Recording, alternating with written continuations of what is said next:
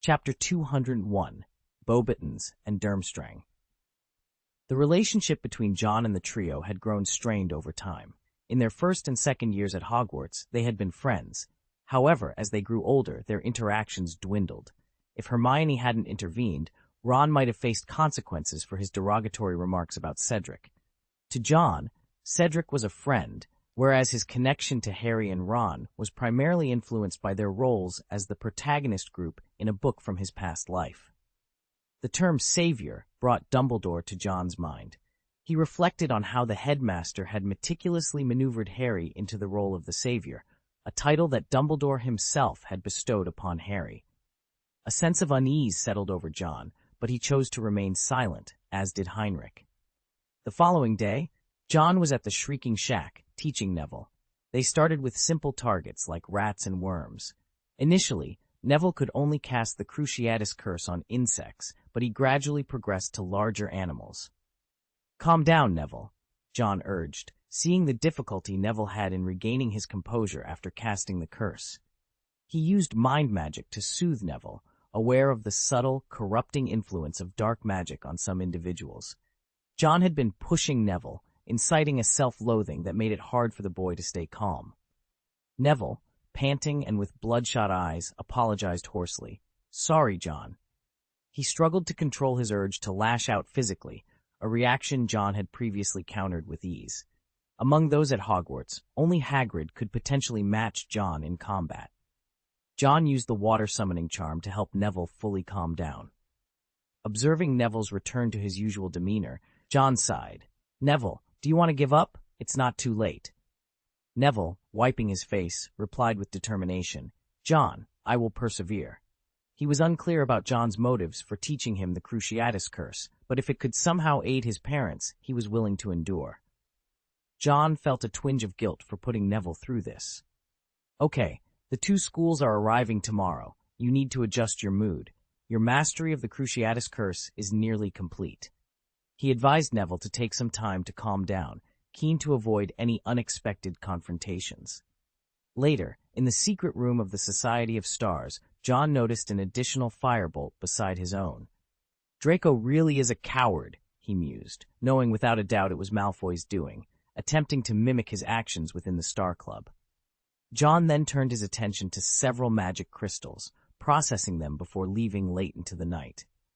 On his way back, he encountered Snape on patrol and used a disillusionment spell to avoid detection. On October 30th, the students were instructed to don their cloaks. Snape, displeased with his class being shortened by half an hour, coldly ordered the Slytherin students to gather in the hall. The heads of houses were managing their students, with Professor McGonagall taking a more serious approach than usual. "Weasley, straighten your hat," she chided. "Miss Patil, remove that ridiculous item from your hair." Ron quickly adjusted his hat, while Parvati Patil, frowning, removed a large butterfly decoration from her braid. Without further ado, Professor McGonagall addressed the students. "Please follow me, first years at the front. Let's avoid crowding." She led the procession, struggling to maintain order as they descended the steps and lined up in front of the castle. The evening air was crisp, adding a chill that made everyone shiver slightly. Night had fallen, and a translucent moon cast its glow over the forbidden forest. Hagrid was present too, wielding two large fans as if directing traffic. The students buzzed with excitement, eagerly discussing the impending arrival of the two schools. Some speculated it was by train, while others suggested a portkey. Broomstick's apparition, the methods of arrival were a topic of great interest among the students. Malfoy, scanning the crowd, failed to spot Heinrich and asked in a hushed tone, "Where did that guy Heinrich go?" John, with a hint of exasperation, replied, "His school is Durmstrang, so naturally he won't be arriving with us." "Ah, right," Malfoy said, a light of realization dawning in his eyes. Since taking up physical training, John had observed a curious decline in Malfoy's sharpness. The burly duo, Goyle and Crabbe, seemed to grow more in stature than intellect, leading John to wonder if they might possess magical creature ancestry. Curiosity piqued, Malfoy inquired, "John, how do you think they'll arrive here?" Daphne, trying to get a better view, stood on her tiptoes, her expression a mix of pride and calm. John, amused by their curiosity, pondered for a moment before responding. Beau's batons might arrive by flying horse. Miss Maxime is known to have raised 12 winged horses. As for Durmstrang, I'm not as familiar, but Heinrich mentioned their school has a black ship. They'll likely approach by water. As he speculated, a dark speck appeared in the distant sky, growing larger as it approached. Excitement rippled through the students, with one exclaiming, "It's a fire dragon," only to be corrected by another, "Don't be silly, it's a flying house." The object, a massive carriage, soared over the forbidden forest's treetops, illuminated by the castle's windows. It was indeed a carriage, but of such size that it resembled a large house, drawn by 12 winged horses, each the size of an elephant. The carriage descended rapidly, its landing causing a gust that made the students hastily retreat. Daphne, caught off balance, stumbled backward. Just as she was about to fall, a firm hand caught her waist, steadying her. She looked up, her cheeks flushing at the sight of the handsome face before her. John, noticing Astoria's amused glance, asked Daphne, "Are you okay?" With a gentle lift, he helped her to her feet. Daphne, her ears tinged with red, nodded shyly. Together they turned their attention to the carriage. The rune horses, now calm, held their heads high. The carriage door bore a crest of 2 golden wands, crossed with 3 stars radiating from each. A boy in a light blue robe descended, unfolding a golden spiral staircase from beneath the carriage and stepping aside.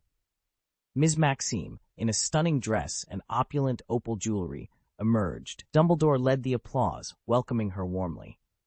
"Welcome, Madame Maxime, to Hogwarts," he greeted, his voice filled with genuine warmth. "I hope you are well," she responded, her voice low and dignified. "Very well, thank you," Dumbledore replied. With a casual wave, Ms. Maxime gestured to her students, who filed out from the carriage, shivering slightly in their thin robes despite their poised appearance. The air was crisp and cold, as Harry and the others watched the new arrivals with keen interest.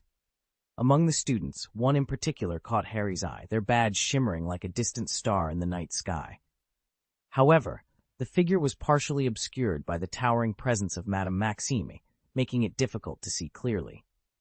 Nearby, Hagrid seemed equally unsure of what to do with himself, his large hands awkwardly searching for a place to rest. Upon noticing him, Madame Maxime offered a nod of acknowledgement, eliciting a bashful giggle from Hagrid, who had promised to take excellent care of the Beauxbatons Abraxan horses. As Madame Maxime led her students up the steps and away, the night was suddenly pierced by a strange grunt. John's attention was drawn to the lake. "In the lake!" someone shouted. The previously tranquil black waters were disturbed, a large whirlpool forming at its center. From the midst of the churning waters, a long black pole emerged, slowly revealing itself to be a ship's mast. Before their astonished eyes, a magnificent ship rose from the depths, its timbers gleaming in the moonlight. The vessel had an eerie, skeletal appearance, as if it were a sunken ship miraculously returned to the surface. An anchor was cast into the shallows, and a gangplank ended to the shore. A group of imposing figures disembarked, each cloaked in fur. The leader, adorned in silver-white fur that matched his flowing hair, approached Dumbledore with a warm greeting. This must be Igor Karkaroff, the headmaster of Durmstrang Institute, Harry thought. Karkaroff, tall and slender, with a neatly trimmed goatee and hair curling at the ends, exuded a sense of enthusiasm that somehow felt superficial, leaving an impression of underlying coldness. "Victor, come here and get warm," Karkaroff called out, beckoning Victor Crumb forward while seemingly disregarding the other students. It was in this moment that John understood why Heinrich held such a low opinion of him. The selective warmth Karkaroff showed to Crumb, a celebrated Quidditch player, contrasted sharply with his indifference to the others, revealing a preference for fame over genuine camaraderie. Chapter 202, The Gathering of Stars and the Goblet of Fire. Upon the arrival of the 2 visiting schools, all of Hogwarts' teachers and students made their way into the Great Hall. John's attention was immediately drawn to Heinrich, who was donned in Durmstrang's school uniform, already seated at the Slytherin table. Following suit, the Durmstrang students joined the Slytherins, while the Beauxbatons delegation chose to sit with the Ravenclaws. John caught Fleur's eye, who was inconspicuously covering her face with a turban, and offered her a friendly smile. The great hall had transformed, now adorned with the banners of each house alongside those of the visiting schools. At the Slytherin table, an exchange between Krum and Heinrich caught John's attention. "Edgar," Krum acknowledged with a nod, to which Heinrich responded in kind. Their interaction was brief and somewhat cold, hinting at a strained relationship. The other Durmstrang students seemed to share a similar sentiment towards Heinrich, whispering among themselves in a manner that suggested they considered him bad luck. Malfoy, curious yet cautious, decided to probe. "You don't seem to be on good terms with them," he remarked to Heinrich, who replied with a detached air. "They're just sore losers who couldn't stand being defeated by me." John couldn't help but interject. "It seems everyone here has their own battles to fight." Malfoy, puzzled by John's comment, glanced between the Durmstrang students and Heinrich, wondering how one person could manage to alienate so many. Karkaroff, Durmstrang's headmaster, also noticed Heinrich, but restrained himself from any confrontation. Heinrich's reputation for paranoia and his unsettling presence, reminiscent of a figure from Voldemort's inner circle, made Karkaroff uneasy. Meanwhile, Malfoy struck up a conversation with Krum, introducing himself as the Slytherin Seeker and expressing his admiration for Krum's Quidditch prowess. John, less interested in socializing, observed that 4 additional chairs had been placed at the staff table, likely reserved for the visiting headmasters and representatives from the Ministry of Magic, including a delegate from the Silver Hand, the tournament's sponsor. As the faculty members took their seats, the Beauxbatons students demonstrated their respect for their headmistress, Ms. Maxime, by standing until she was seated, a stark contrast to Hogwarts's more relaxed approach. This display of discipline elicited laughter from some Hogwarts students, unfamiliar with such formalities. Dumbledore, standing until the Great Hall quieted, warmly welcomed the guests. "Good evening, ladies and gentlemen, ghosts, and especially distinguished guests," he began, his eyes twinkling as he addressed the foreign students. "It is with great joy that I welcome you to Hogwarts. I hope and trust that you will find comfort and happiness here." His words were met with a mix of reactions, including a sneer from the Beauxbatons' direction. "The Triwizard Tournament will officially commence at the end of the banquet. I invite everyone to eat, drink, and feel at home," Dumbledore concluded, his speech brief yet heartfelt. As he took his seat, Karkaroff leaned in to speak with him, and the feast began. John, sampling the array of international dishes before him, reflected on how he might have once been thrilled by such culinary diversity. However, even the exquisite bouillabaisse tasted bland to him now, a reminder of how much had changed. Malfoy, caught up in the excitement of the evening, seemed oblivious to John's contemplative mood. The banquet was in full swing, but Draco Malfoy's incessant chatter didn't cease even as it began. He engaged in a lively conversation with Viktor Krum, who initially responded with minimal interest. However, as Malfoy pressed on with his arguments, Krum's responses grew more earnest. Daphne Greengrass, on the other hand, looked on with disdain as the two talked animatedly, occasionally spitting food in their fervor. She, in contrast, sipped her soup with elegance, a gentle breeze seemingly wafting around her, signaling her refined demeanor. It was then that Fleur Delacour, with her kerchief undone, drawing eyes from across the room, decided to leave the Ravenclaw table for Slytherin. Her silver hair shimmered, effortlessly parting the crowd as she approached. "John, we meet again," she greeted, her presence causing a nearby boy to blush and make way. Her eyes sparkled at the sight of the bouillabaisse. "John, aren't you going to have some?" she inquired. John responded with a light chuckle, a simple gesture sending the bouillabaisse floating to land gracefully before Fleur. "Thank you," she said, her smile radiant. Daphne's gaze shifted towards them, a mix of curiosity and caution in her light gray-blue eyes.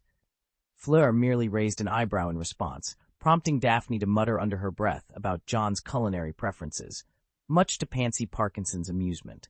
Viktor Krum, momentarily captivated by Fleur, quickly regained his composure. Observing the badges worn by the group, he inquired with a hint of confusion, "You all wear the same badge?" His accent was thick but didn't hinder the conversation. Proudly, Draco Malfoy responded, "We are all members of the Star Society." "Star Society?" Krum echoed, puzzled. Fleur, having secured her bouillabaisse, made to return to Ravenclaw, but John stopped her with a gentle suggestion. "Let's gather later. The badge will guide you." "Okay," Fleur agreed, treating the bouillabaisse as if it were a precious treasure, her fondness for it evident.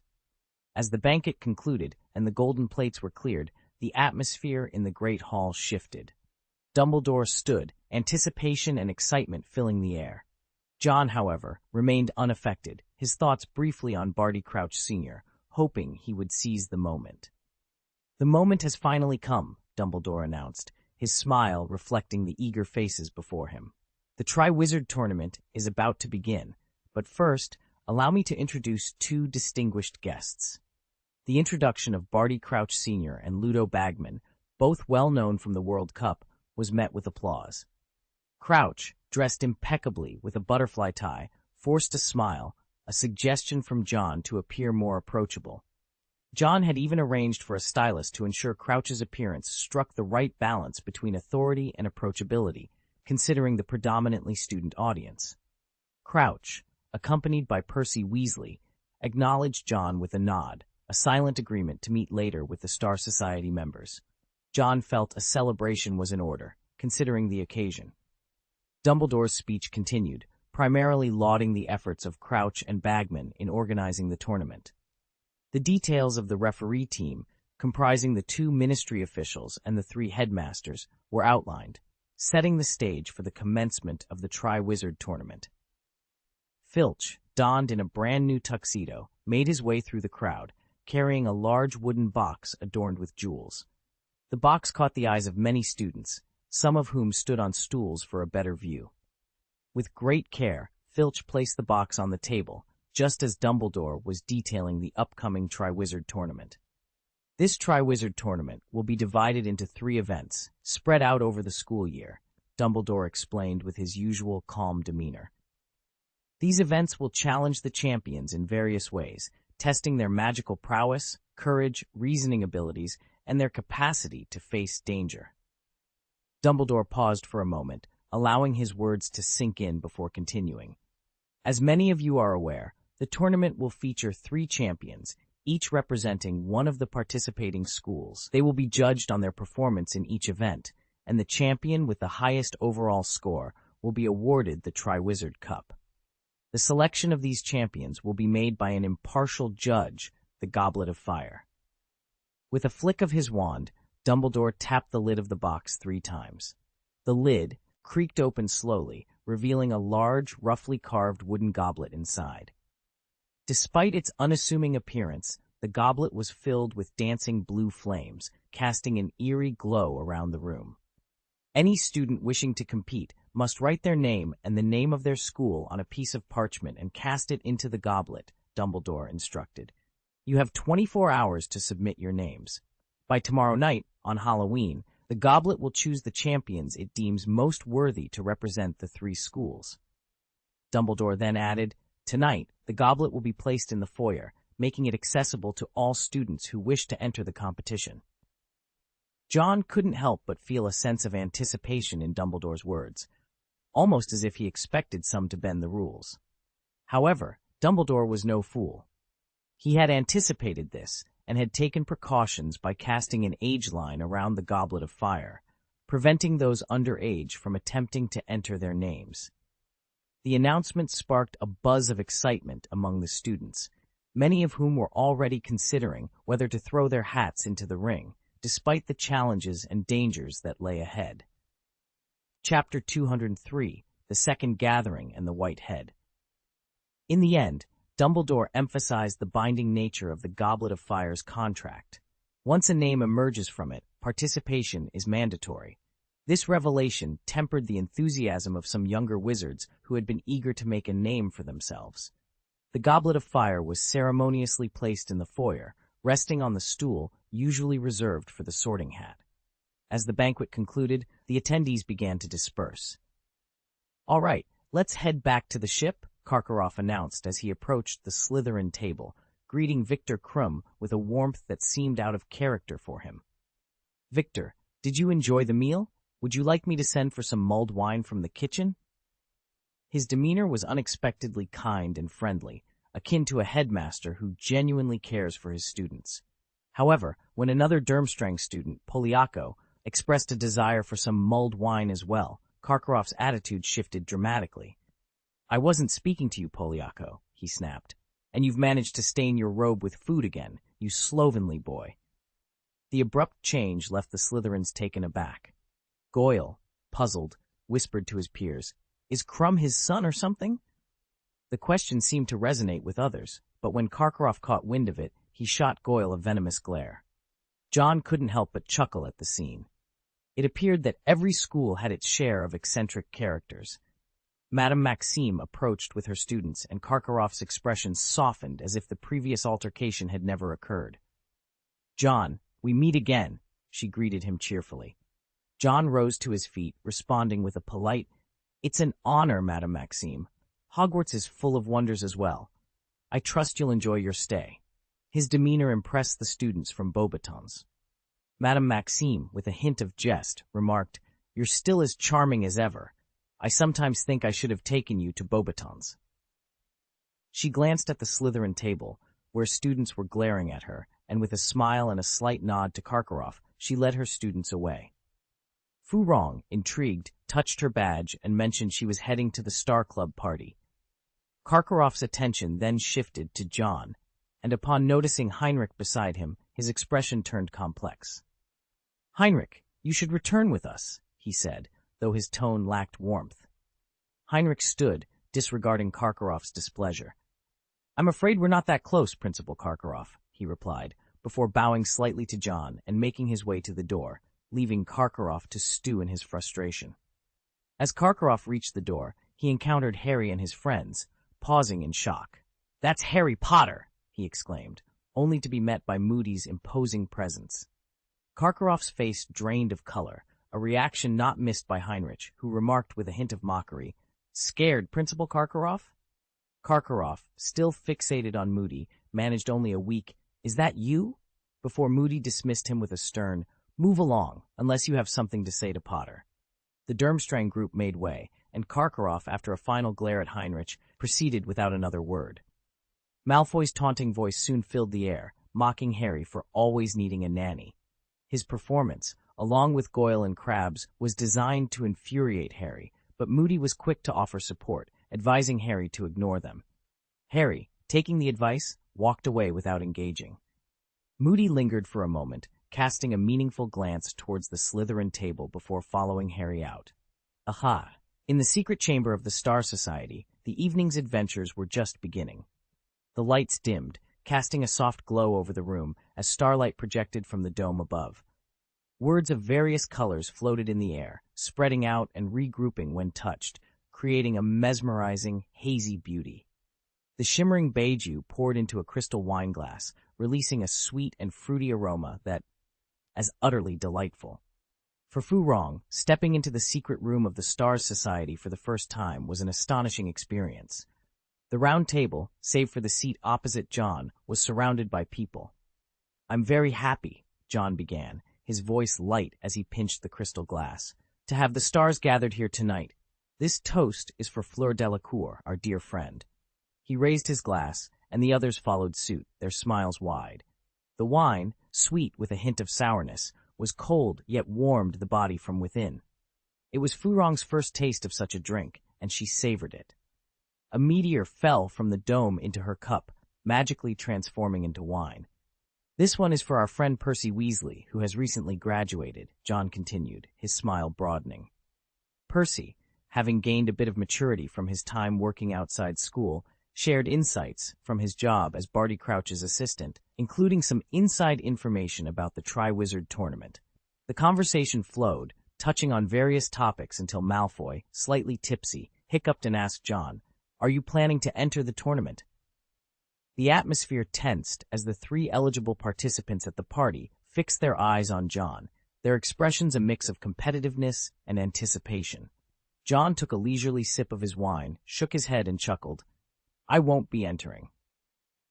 Disappointment flickered across their faces, but no one doubted John's ability to bypass Dumbledore's age line. Whether it was Fleur, Heinrich, or Cedric, the entire Stars Society had faith in John's capabilities. As the party concluded, The next day brought an energetic start to the weekend. Students, typically fond of sleeping in, were up early, gathering around the goblet of fire with keen interest.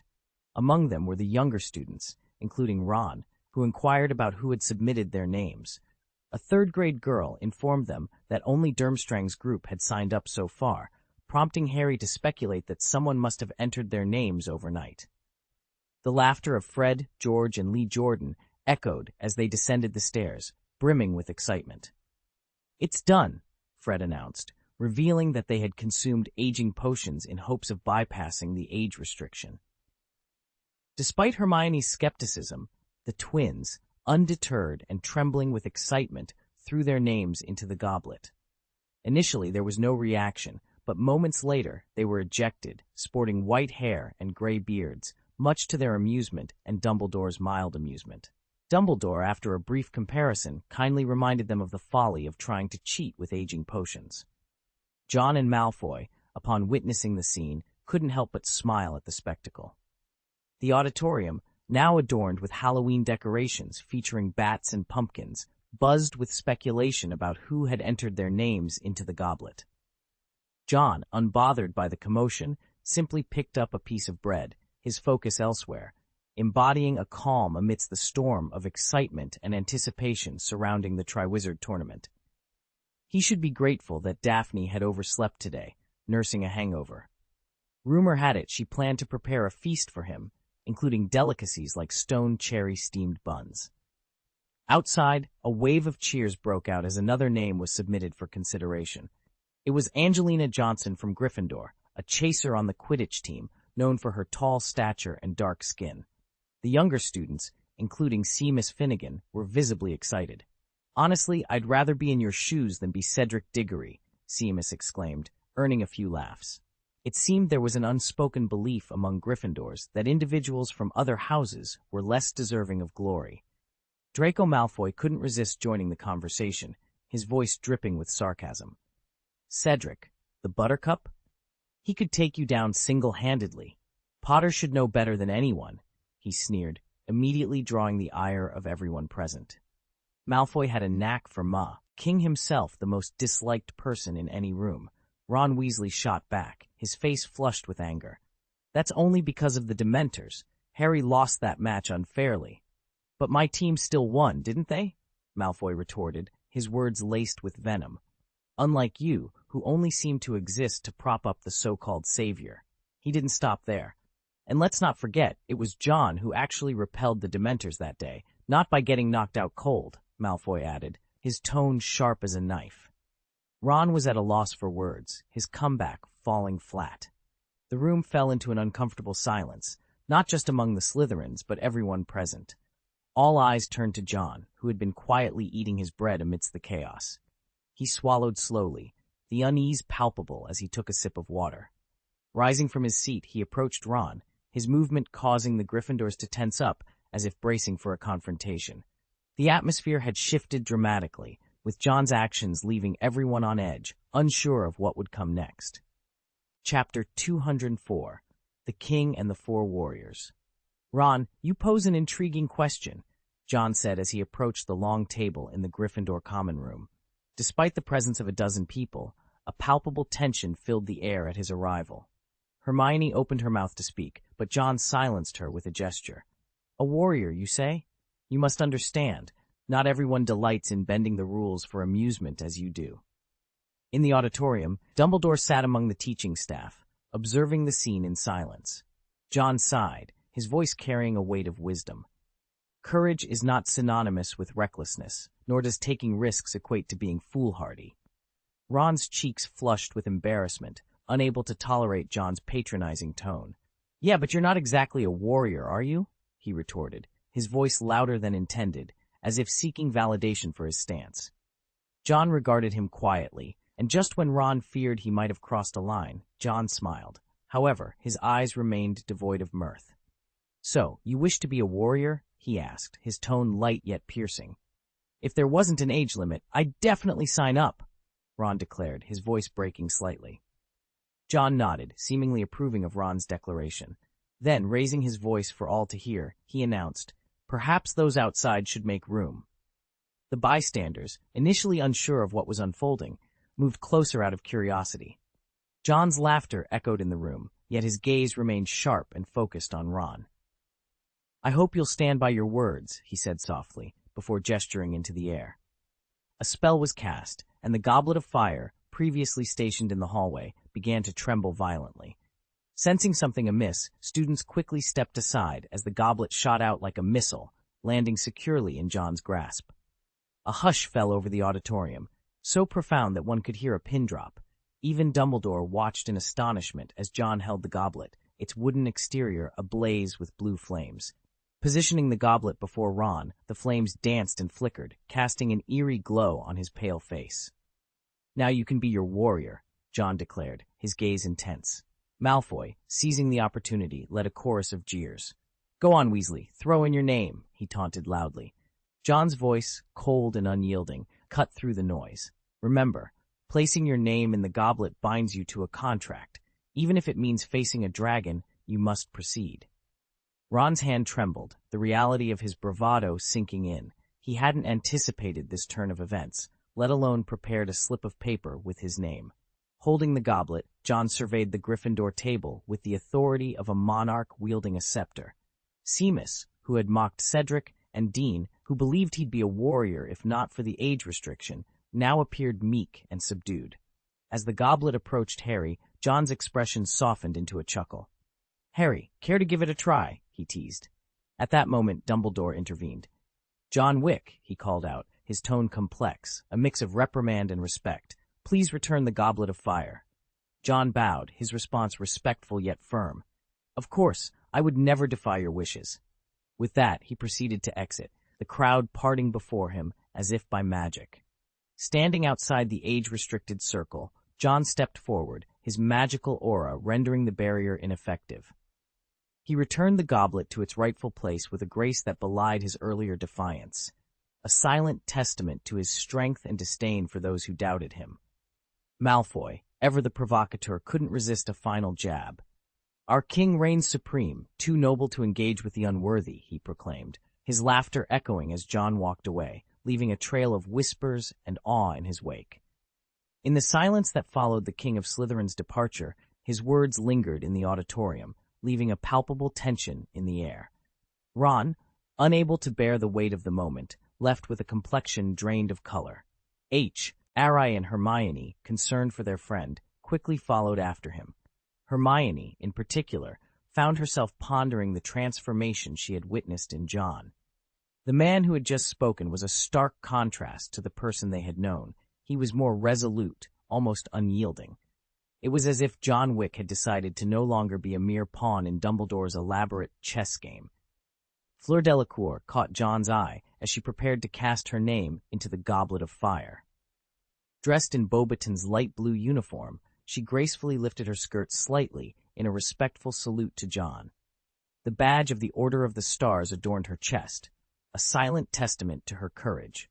Madame Maxime, having observed the entire scene, seemed taken aback by John's audacity to disregard the age restriction imposed by Dumbledore. The students from Beauxbatons cast curious glances at John, their expressions a mix of intrigue and bewilderment, as they lined up to place their names in the goblet. Later, in the seclusion of the Shrieking Shack, John took on the role of mentor, providing Neville with a wand that would allow him to practice the dark arts without fear of detection. As evening approached, the two made their way to the auditorium for the announcement of the Triwizard Tournament champions. Neville, troubled by rumors he had heard, hesitated before voicing his concerns. "John, do you have something against Harry and the others?" he asked tentatively. John, understanding the root of Neville's question, responded with a shake of his head. "No, I don't have any issues with Harry. Hermione is my friend. It's just Ron Weasley who's been causing trouble this time," he clarified. John's path had never been that of a typical student, and despite Dumbledore's questionable actions, he bore no ill will towards the younger generation. Neville, relieved by John's response, joined him in the auditorium, where a spot at the Slytherin table was always reserved for John. The atmosphere was charged with anticipation as the Goblet of Fire, now ready to reveal the champions, stood at the center of the hall. The Weasley twins, now free of their bearded disguises, waited alongside their fellow students for the announcement. Dumbledore, seizing the moment, declared that the goblet was about to make its decision. As he finished speaking, the candles dimmed, and the goblet of fire erupted in a spectacle of red and blue flames. A hush fell over the crowd as the first charred parchment was released, announcing Victor Krum as the champion for Durmstrang. His selection was met with muted surprise, and he proceeded to the next room as instructed. The anticipation built again until Fleur Delacour's name was called as the Beauxbatons champion. Graceful as ever, she made her way to the next room, her silver hair catching the light. The final parchment revealed Cedric Diggory as the Hogwarts champion, eliciting cheers from the Hufflepuff table. Malfoy, noticing Ron's displeased expression, couldn't help but feel a sense of triumph. The selection of the champions marked the beginning of a series of events that would test their courage, intelligence, and strength. For John, however, it was another step in a journey that seemed to increasingly distance him from the path laid out by Dumbledore. With a mocking look on his face, the uproar in the Great Hall finally subsided. Dumbledore was about to conclude the selection process when unexpectedly the Goblet of Fire ignited once more. Its flames turned a deep red, and sparks flew as long tongues of flame leapt into the air, ejecting a fourth piece of parchment. Dumbledore, acting on instinct, reached out and caught it. He stared at the name written on it for a long moment, the silence in the hall growing heavy. Clearing his throat, he read aloud, "Harry Potter." This announcement took everyone by surprise, Dumbledore included. As he held the parchment, his eyes briefly met John's, searching for an explanation. The hall fell into a stunned silence. There was no applause. Around the Gryffindor table, students gaped at Harry, their expressions a mix of shock and disbelief. "I didn't put my name in," Harry protested, his confusion evident. He turned to Ron and Hermione, insisting, "You know I didn't." But before he could further clarify, Dumbledore summoned him, leaving no room for discussion. As Harry rose, he stumbled awkwardly over the hem of his robes, drawing unwanted attention. John observed the scene with a critical eye, while Malfoy couldn't contain his amusement. "Look at the savior, the epitome of hypocrisy." John suggested he enter, yet he feigned reluctance. "Turns out he secretly submitted his name," Malfoy jeered, his voice dripping with scorn. Laughter erupted from the Slytherin table, their mockery fueling the Gryffindors' growing frustration and anger. Daphne, curious and concerned, tugged at John's sleeve. "Was it him?" she inquired. John shook his head, his response firm. "He doesn't have the skill for such deception," he stated, dismissing the notion of Harry cheating outright. John considered the only plausible explanation. Someone else had entered Harry's name. This act would require a powerful confusion charm, reminiscent of the cunning required to enter the Chamber of Secrets. John's thoughts raced as he pieced together the implications, his mind working to unravel the mystery behind Harry's unexpected nomination. The situation was far more complex than a simple act of mischief, hinting at a deeper, more sinister plot at play. Chapter 205, Discussion and Cold War. The auditorium was abuzz with activity, and John noticed Percy attempting to restore order amidst the chaos. "Percy," John called out, catching Percy's attention. Percy scanned the auditorium before making his way over. While John was intrigued by the identity of the fourth champion, his primary concern was the unfolding situation. "The commotion in the next room is quite intense. Miss Maxime and Headmaster Karkaroff are claiming unfairness, and Mr. Crouch seems quite embarrassed," Percy shared, his voice betraying a hint of concern over the desire to take action, which was causing considerable distress for Mr. Crouch.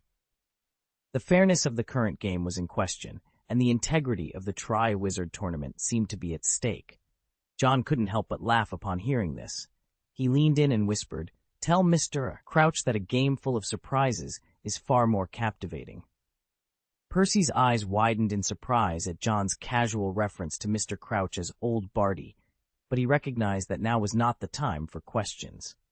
With a deep look at John, Percy headed into the next room. The atmosphere was charged with tension as Karkaroff and Miss Maxime demanded an explanation from Dumbledore. The three champions, Fleur, with her head held high in arrogance, Krum, frowning in displeasure, and Cedric, wearing a look of confusion, stood apart. Dumbledore, Karkaroff, Miss Maxime, Professor McGonagall, and Professor Snape were all present, with Mr. Crouch looking gloomy at the sidelines and Bagman seemingly entertained by the drama. Hogwarts having 2 champions? I don't recall being informed that the Hool is entitled to such a privilege, Karkaroff stated coldly. It's preposterous, Miss Maxime added. Hogwarts cannot have 2 champions. It's blatantly unfair. Their aggression was palpable, and they viewed Dumbledore as if he were blatantly favoring his own school. Snape, with a glint of hostility in his eyes, chimed in. The blame falls squarely on Potter, Karkaroff. He has a history of flouting rules and regulations since his arrival at the school. Thank you, Severus, Dumbledore responded firmly, prompting Snape to fall silent. Turning his attention to Harry, Dumbledore asked calmly, Harry, did you put your name into the Goblet of Fire? No, Harry replied, striving to maintain his composure under the scrutinizing gaze of those around him. Did you ask any of the older students to submit your name on your behalf? Dumbledore pressed. No, Harry responded, a hint of frustration in his voice. The suspicion directed at him was unsettling. He must be lying, Miss Maxime exclaimed loudly. Professor McGonagall, unable to tolerate the accusation, interjected, It's highly unlikely he could have bypassed the age line. I believe. John Wick is gone, Karkaroff interjected quietly, effectively silencing McGonagall. Dumbledore paused, a flicker of confusion crossing his face, before asking, Did you seek John's assistance in this matter? As the question hung in the air, the atmosphere seemed to grow heavier. Harry, feeling the weight of the accusatory stares, adjusted his collar uncomfortably and denied the allegation. Snape, after a moment of contemplation, stated in a measured tone, I doubt John Wick would bother with such a scheme. His voice carried a note of disdain, reflecting the general consensus about the mysterious boy's involvement. Mr. Crouch, Mr. Bagman, Karkaroff, growing anxious, turned to the ministry officials. As our impartial judges, you must agree that this situation is highly irregular. Ludo Bagman, mopping his brow with a handkerchief, glanced at Mr. Crouch, signaling that the decision rested with him. Mr. Crouch, his expression darkening, was about to speak when the door creaked open. Percy, undeterred by the possibility of causing offense, hurried to Mr. Crouch's side and whispered something into his ear. The gloom that had previously clouded Mr. Crouch's face lifted slightly. We must adhere to the rules set forth by the tournament, Mr. Crouch declared. The Goblet of Fire's decision is final. Those whose names it has chosen are obliged to compete. Karkaroff opened his mouth to protest, but a stern glare from Mr. Crouch silenced him. Facing the man who had the final say, the room fell into a tense silence, marking the beginning of a cold war of opinions and allegiances. In the grim confines of Azkaban, Igor Karkaroff found himself at a loss for words. His expression was a mix of discomfort and embarrassment as he insisted, You must reignite the Goblet of Fire and allow us to select a second champion from each school. However, the response he received was far from accommodating. The Goblet of Fire has been extinguished and will not be rekindled until the next tournament, retorted Professor Dumbledore, his patience wearing thin with the former Death Eater. Karkaroff's demeanor soured further, and he vehemently declared their withdrawal from the subsequent competition. It was at this moment that Alastor Moody made his entrance, his presence immediately intensifying the atmosphere. The magical contract binds them. They must all participate in the competition, he asserted, his gaze fixed on Karkaroff with a discernible lack of kindness. Beneficial, isn't it? He added, his tone laced with sarcasm. Karkaroff feigned confusion, but Moody was not fooled. Someone has manipulated the situation to ensure Harry Potter's participation, he explained, his voice dripping with disdain. Such a feat would require a highly sophisticated confusion charm, well beyond Potter's capabilities. Perhaps someone wishes for Potter to meet his demise in this competition. The room fell into a tense silence, the weight of Moody's insinuations hanging heavily in the air. Karkaroff, in particular, seemed unnerved, fully aware of the implications of Moody's words. Despite the unresolved tensions, the decision was made to keep Harry in the tournament, though the meeting ended on a note of dissatisfaction. In the secret room of the Star Society, John awaited the arrival of the champions. Both champions hailed from Stellaris, prompting John to uncork a bottle of Stellaris wine, cautioning against overindulgence.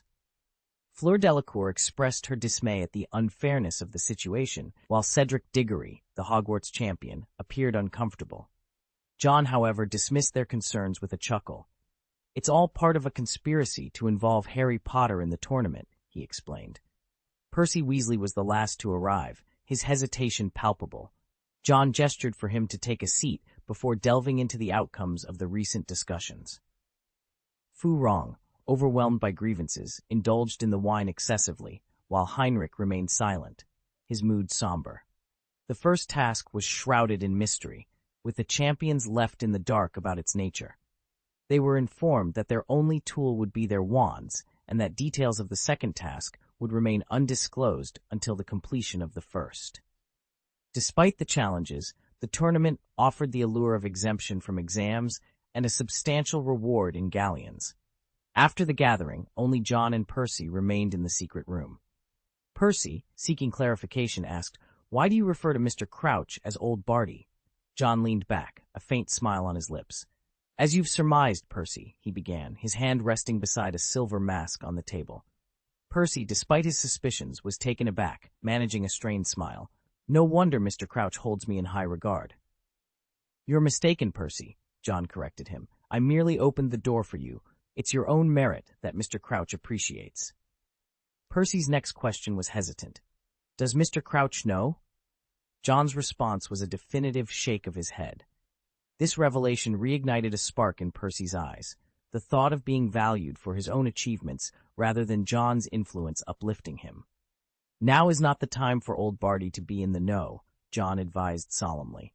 "The Triwizard Tournament is not just a stepping stone for him, but for you as well." Percy, inspired by John's encouragement, vowed to excel in the opportunities the tournament presented. The entire school bore witness to Harry Potter's controversial inclusion as a champion in the Triwizard Tournament, sparking widespread speculation and accusations of cheating. Even Ron Weasley harbored doubts, questioning Harry about the possibility of using an invisibility cloak to tamper with the selection process. This accusation strained their friendship, leading to a cold war between them. "Once every school year, there's a fallout," John mused, taking a sip of water. "This time, it's not Hermione involved, which is quite the rarity." Daphne watched with a mixture of curiosity and amusement. Normally, she wouldn't concern herself with the affairs of Gryffindor House, but this time, she found herself intrigued. "Why do they seem to have a falling out every year?" she mused aloud. "It's almost as if there's an unwritten rule, a sort of law dictating that Harry must be involved in some controversy. I dub it the law of triangular imbalance," John remarked with a click of his tongue, unsure whether to commend the strength of their friendship or to critique its apparent fragility. On one hand, their bond seemed unbreakable, yet it seemed to shatter annually. On the other, despite these rifts, their reconciliations were so seamless, it was as if they were never at odds to begin with. Speaking of strained relationships, the dynamic between Hufflepuff and Gryffindor isn't too great at the moment either, John added. The root of the tension was clear. Many in Hufflepuff felt that Harry had overshadowed Cedric Diggory, robbing him of the recognition he deserved. This situation bore a striking resemblance to Harry's second year at Hogwarts. Harry pondered over this parallel, trying to recall how he had navigated through the conflict back then. Chapter 206, The Incisor Game, A Big Stick, and an Interview on Protecting Magizoology. John watched the wreck scurry ahead with Malfoy in hot pursuit. He mused, So this creature needs a walk to burn off energy, much like a dog. He pondered why Hagrid had never taken a blast-ended Scroot for a walk before. A student yelped in pain as his fingers were pricked by the spikes on the creature's body. John observed the trembling creature before him, raised an eyebrow, and exerted a subtle aura of dominance. Under his influence, the creature ran wildly but never strayed beyond John's control. Meanwhile, Hagrid was having a conversation with Harry. Hagrid's hair was slicked back with what appeared to be motor oil. John thought to himself, Gilderoy Lockhart's shampoo might just do the trick for Hagrid. Recalling Lockhart, John remembered how he had confidently sought investment from the Silver Hand Angel for his shampoo, believing it to be a brilliant idea. However, John, a master alchemist, immediately recognized that the shampoo was ineffective, aside from its expensive ingredients. The shampoo, later named Schweibe, was improved by an alchemist recruited from the Silver Hand Johnny specialty store. Lockhart, serving as the spokesperson, helped drive its sales through the roof, thanks to his celebrity status. It was a hit abroad, earning a hefty sum of galleons. John wondered, should I invite Gilderoy to make a cameo in the Triwizard tournament? As he contemplated the potential chaos Lockhart might bring, Hagrid concluded his conversation with Harry. Harry glanced at John, but ultimately decided against approaching him. Instead, it was Hagrid who approached John, his face flushed and his demeanor shy, which made John feel uneasy. "John, what do you think makes someone more charismatic?" Hagrid inquired, possibly thinking back to the success of the tulip perfume. He quickly added, "It's for a friend," as if to avoid any misunderstanding. John, understanding the implication, suggested, "A well-groomed beard and neat hair can significantly enhance one's charisma." He then recommended the Schweibe shampoo to Hagrid, who, though puzzled, ended up purchasing 5 bottles. Hagrid expressed his concern for Harry, who had become a champion but seemed unhappy. John replied nonchalantly, "It's normal. Only those who have been wronged truly understand the feeling." Hagrid was taken aback by John's belief in Harry's innocence. "Sorry, Hagrid, I might have been too blunt," John admitted calmly. "I find it more plausible that Hermione could have submitted Harry's name secretly than to believe he lacks the capability." Though harsh, John's words carried weight. Meanwhile, John's wreck seemed ready to challenge another creature, but at John's whistle, it obediently returned, surprising Hagrid. Back at Hogwarts, wearing badges had become a trend, thanks to the affluent Draco Malfoy. John suspected that Malfoy's actions were driven by a mix of love and hate following his fallout with Harry. When Malfoy offered John a badge, John looked at him as if he were foolish. Malfoy stormed off, but others received badges for free, red to support Cedric, turning green with 2 taps to declare, "Potter stinks." John sighed, "No wonder I've been engrossed in alchemy lately." He casually tossed the badge to Gore, who caught it eagerly. Cedric's popularity had soared since becoming a champion, surrounded by adoring girls, much to his embarrassment. It was no secret that he had feelings for Chang. Malfoy had gone to great lengths to prepare numerous badges, clearly anticipating a confrontation. It would have been a waste of money otherwise. Following potions class, Malfoy approached Chang as expected, seeking to provoke him. The badges he distributed were visible on many students, with the notable exception of a few who were more sympathetic towards Harry. "Do you like it, Potter?" Malfoy asked, his voice deliberately raised to draw attention. "You should see the other tricks they have." With a smug expression, he pressed the badge twice, sing it to display the message "Potter stinks" in a vivid green color. He stood there, looking self-satisfied, as if he were the king of the realm, yet his actions only served to irritate those around him. Hermione, attempting to soothe Harry, ran her fingers through his hair and retorted with a sarcastic tone, "Oh, very amusing, truly the height of wit." Her voice carried such a disdainful edge that one might have mistaken her for Snape. Ron, however, did not join in with Hermione and Harry's response. He, along with Seamus and Dean, seemed to lack the unity and leadership to counter Malfoy's provocation effectively. Ultimately, Malfoy achieved his goal, engaging Harry in a confrontation. "Densaujo," Harry cast, aiming for Malfoy, while Malfoy retaliated with Furnunculus. The spells collided, and chaos ensued. Hermione's teeth began to grow at an alarming rate, while Goyle's nose sprouted a grotesque boil. Ron rushed to Hermione's side, concerned, while Harry turned to face Malfoy. In a moment of frustration, Harry lunged at Malfoy, and the two began to scuffle. Seeing Harry in trouble, Ron joined the fray, making it 2 against 1. However, their efforts were quickly dampened as Snape arrived, deducting points from Gryffindor, his presence seemingly omnipresent whenever points were to be taken from Gryffindor. Malfoy emerged from the altercation looking smug and unscathed, resembling a rooster that had just won a fight. Ron, on the other hand, was visibly in pain from a kick he had received during the scuffle. John, upon hearing about the incident, was incredulous at the extent of Malfoy's antics, even within the short span of a few hours. Malfoy's ability to incite animosity was unparalleled, and John mused that Malfoy's knack for drawing ire was something he could never emulate. During class, Colin Creevey, a first-year student, sought Harry out for an interview, much to Snape's annoyance. Snape's impatience grew when he learned of Colin's intentions, prompting him to dismiss Harry and Colin from the classroom. As Harry left, he couldn't help but notice the Potter Stinks badge, leaving the room with a scowl. John was already aware of the planned interview. Rita Skeeter had previously reached out, seeking advice on how to frame her report. John had encouraged her to pursue a sensational angle to garner maximum attention for the Triwizard Tournament. He had also initiated a betting pool in the Daily Prophet, inviting readers to speculate on the tournament's outcome. Victor Crumb and Harry Potter were the favorites, with Crumb slightly ahead due to his established fame. Rita Skeeter's article did not disappoint, painting Harry as a tragic figure, often found weeping over the loss of his parents. The portrayal was so dramatic that those unfamiliar with Harry might have been convinced of its accuracy.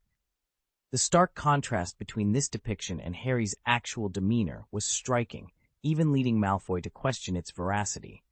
John could only respond with a dismissive glance, wondering how anyone could believe such exaggerated tales. "I'm sorry, but I can't provide the transformation you're asking for. How about I summarize the text instead?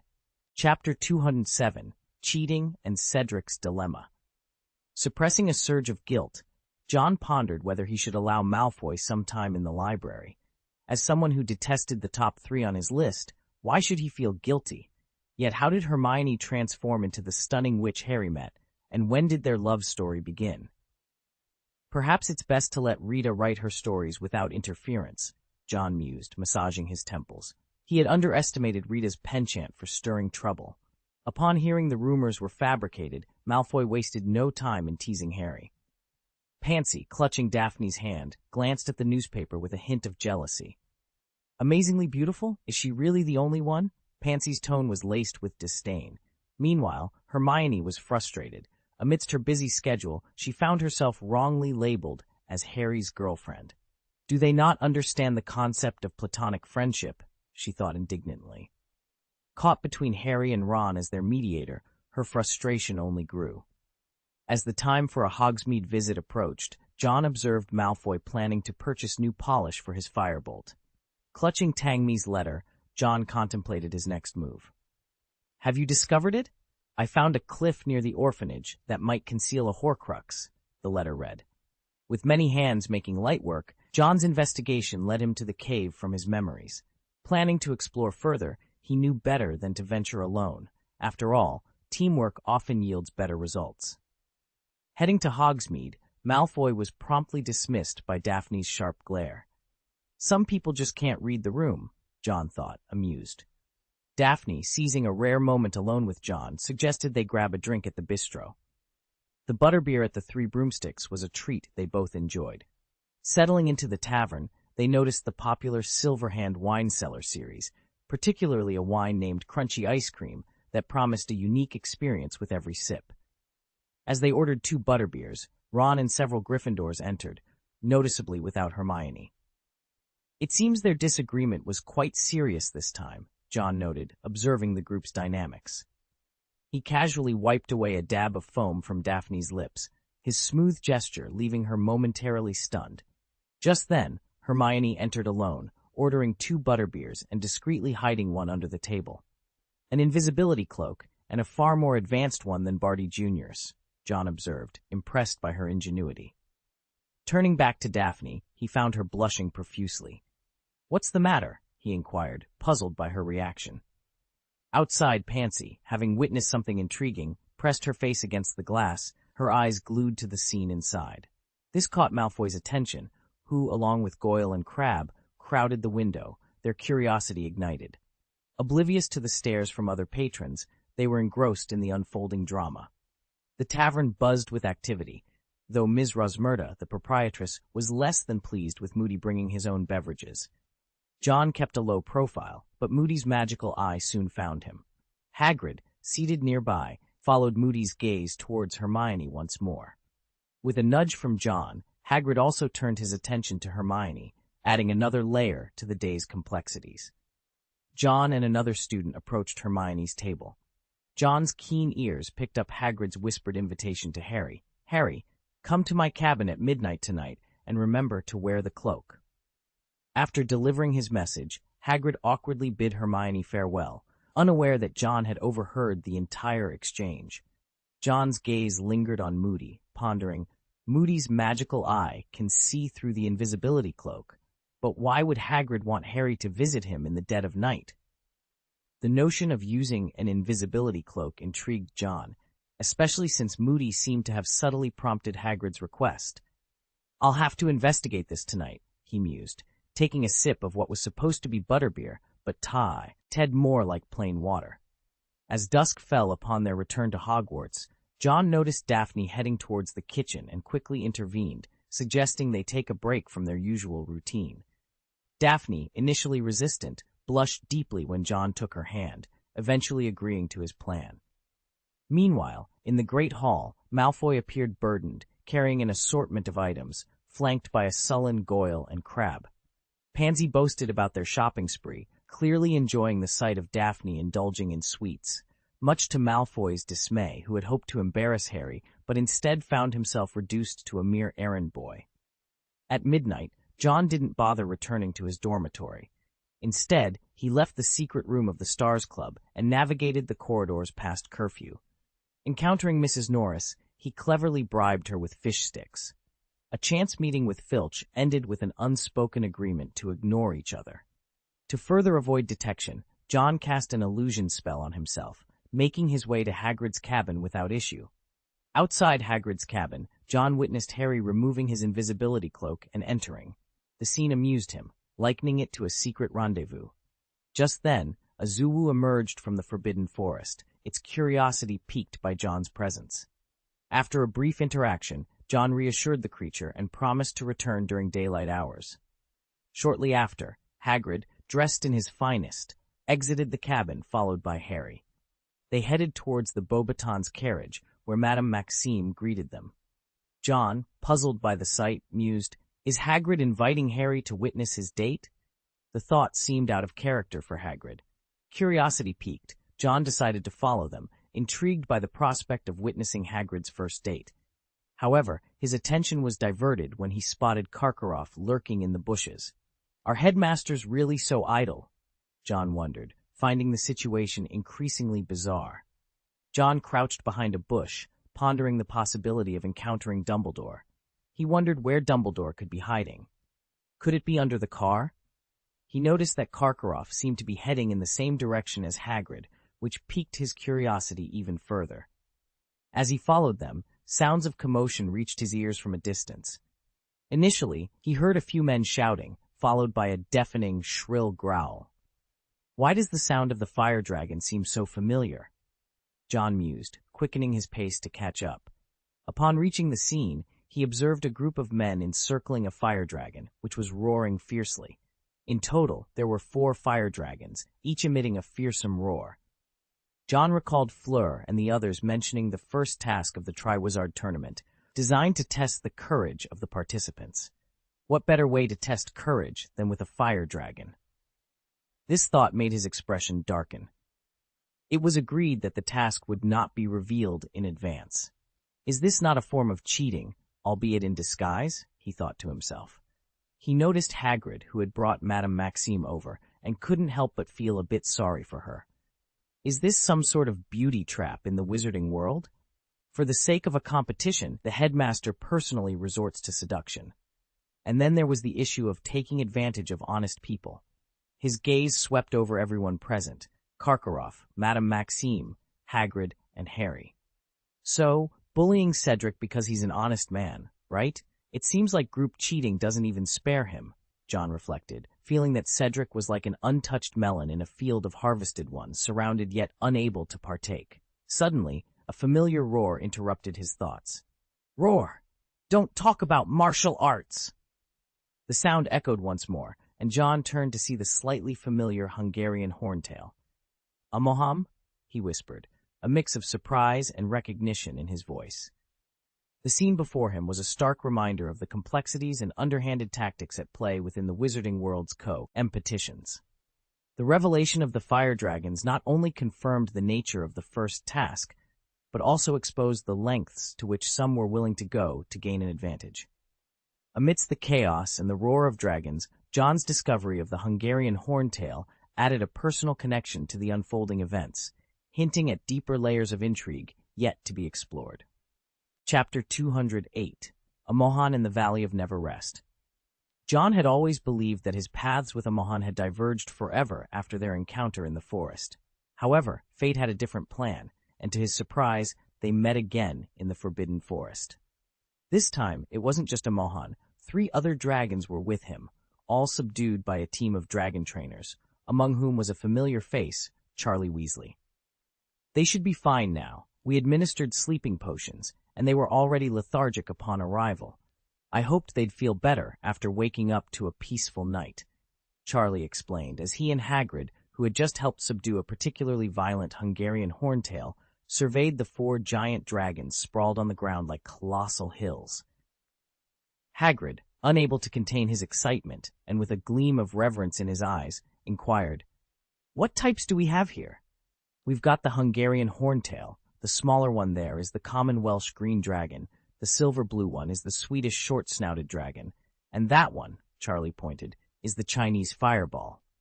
As he introduced the dragons, his gaze shifted to Ms. Maxim, who was leisurely inspecting the stunned dragons. He frowned. "Why did you bring her here? The champions shouldn't know what they're going to face." Hagrid, seemingly enchanted by the dragons, replied absent-mindedly, "I just thought she'd like to see them." Charlie sighed, a mix of frustration and amusement in his voice. What a romantic date. Hagrid, however, was focused on the task at hand. "So there are 4 in total, and each champion has to face one, right? What do they need to do?" "It seems they just have to get past the dragon," Charlie answered, his tone uncertain. "We'll ensure the champion's safety. But I must say, this Hungarian horntail is the most vicious one I've ever encountered." He noticed Hagrid eyeing the dragon eggs and sternly warned him against getting any ideas, emphasizing the importance of their count. Harry, who had been listening from the sidelines, felt a mix of absurdity and anxiety upon realizing he would be facing a dragon. He knew he had to rush back. Sirius had arranged to speak with him that night through the fireplace, preferring a more personal conversation over letters. While Hagrid was engrossed in observing the dragons, led by Charlie, they failed to notice another presence. John, hidden by a disillusionment charm, watched the semi-conscious Hungarian horntail, which seemed resistant to the sleeping spells. "There are those who handle things well," Charlie remarked, still discussing the Daily Prophet's coverage of Harry with John, who felt a pang of envy. After Ms. Maxim and a reluctant Hagrid departed, John seized the opportunity to approach a Mohan. Despite the charm, the distance was close enough for a Mohan to detect his presence. A Mohan's half-closed eyes attempted to widen, but his eyelids were too heavy. Leaning close to a Mohan's head, John whispered in the dragon tongue, "A Mohan, are you all right?" "Dragon Whisperer?" A Mohan's weak response came. "How were you captured?" John inquired, puzzled by a Mohan's predicament. A Mohan's voice was tinged with sorrow. "Someone exposed what happened in the forest. A group of wizards ambushed me and took me away. I was on my way to the Valley of Never Rest for a trial, but now I'm trapped," a Mohan lamented, his voice filled with despair. The thought of being free and then suddenly captured and confined in Romania was unbearable for him. Despite his strength, he was overpowered by a barrage of stun spells. Ding! Challenge task triggered. Participate in the dragon trial in the Valley of Never Rest. Reward, +1 to any attribute. Blessing. Unknown blessing? John was momentarily taken aback. He had thought his adventures at the Gate of Things were extraordinary, but this unexpected turn of events led him directly into the realm of the unknown. Time was of the essence. Through his newfound understanding, John discovered the location of the Valley of Never Rest, a revered place known as the birthplace of dragons. It was here that every dragon underwent a rigorous test to earn its name, a testament to its strength and valor. Names like Amohan were bestowed by the Elder Dragon upon those who succeeded. However, not all dragons were fortunate enough to bring their own names. Those raised by wizards and failing the test were looked down upon, their existence deemed incomplete. Wait, I remember Charlie mentioning that all the dragons here are brooding females, John mused, realization dawning on him that a Mohan was, in fact, a female dragon, named after her mother. I wish to undertake the inheritance test, to vie for the title of the current Dragon King, a Mohan expressed, her voice tinged with sorrow, her dream seemingly shattered before it could even begin. But then, a spark of hope ignited within her. Dragon Whisperer, a Mohan implores your aid. Please take me to the land of dragons. Yes, John agreed, though he was still pondering how to accomplish this task. We'll set off after the first event concludes. He was cautious, wary of Dumbledore's potential surveillance and the implications of whisking a Mohan away prematurely. The dragon trainers were formidable wizards, and John felt a twinge of embarrassment at the thought of rescuing Amohan single-handedly. Yet the alternative, leaving her to a grim fate, was unthinkable. As he made this vow, the anxious plea of the Swedish short snout next door reached his ears. Dragon Whisperer, please. Its voice was even weaker, making communication challenging, but its plea was clear. All right, but you must heed my commands, John stated firmly. Whether saving one or four, the principle remained the same. He extracted a promise from the dragons, emphasizing the importance of obedience. Among their kind, the Dragon Whisperer held significant sway, and they showed little resistance to his authority. With the agreement in place, John prepared to depart. He made a detour around Charlie Weasley's location and headed back towards the castle, only to be obstructed by a Zuwu. After pacifying the creature, he continued on, cloaked in an illusion spell. This technique had always served him well, but today he encountered an unexpected obstacle. The unmistakable sound of thudding footsteps heralded the approach of Moody, a presence that filled John with unease. Moody's magical eye, capable of piercing even Harry's invisibility cloak, posed a significant challenge. As the footsteps quickened, John made a swift decision to flee. Despite Moody's formidable abilities, his physical speed was a weakness John could exploit. He managed to elude Moody, reaching the Slytherin common room just in time. Moody's arrival was met with the sight of the closing door, his frustration palpable at having missed capturing a potential threat. John, however, remained just beyond, pondering Moody's intentions. It was unusual for Moody to patrol this area so diligently. Once assured of Moody's departure, John ventured out the next day, encountering Cedric. "Did any professor visit you today?" he inquired, cutting straight to the chase. His interaction with Cedric was just the beginning of a series of strategic moves, each carefully planned to navigate the challenges ahead. Cedric was momentarily taken aback, then shook his head, confusion evident in his voice. "No, why would the professor be looking for me?" His puzzlement was clear, and John couldn't help but feel a twinge of disdain. The fairness of the situation seemed questionable at best. Harry was recognized as a Hogwarts champion, but wasn't Cedric one as well? If Dumbledore had indeed orchestrated this, John's disappointment in the headmaster deepened.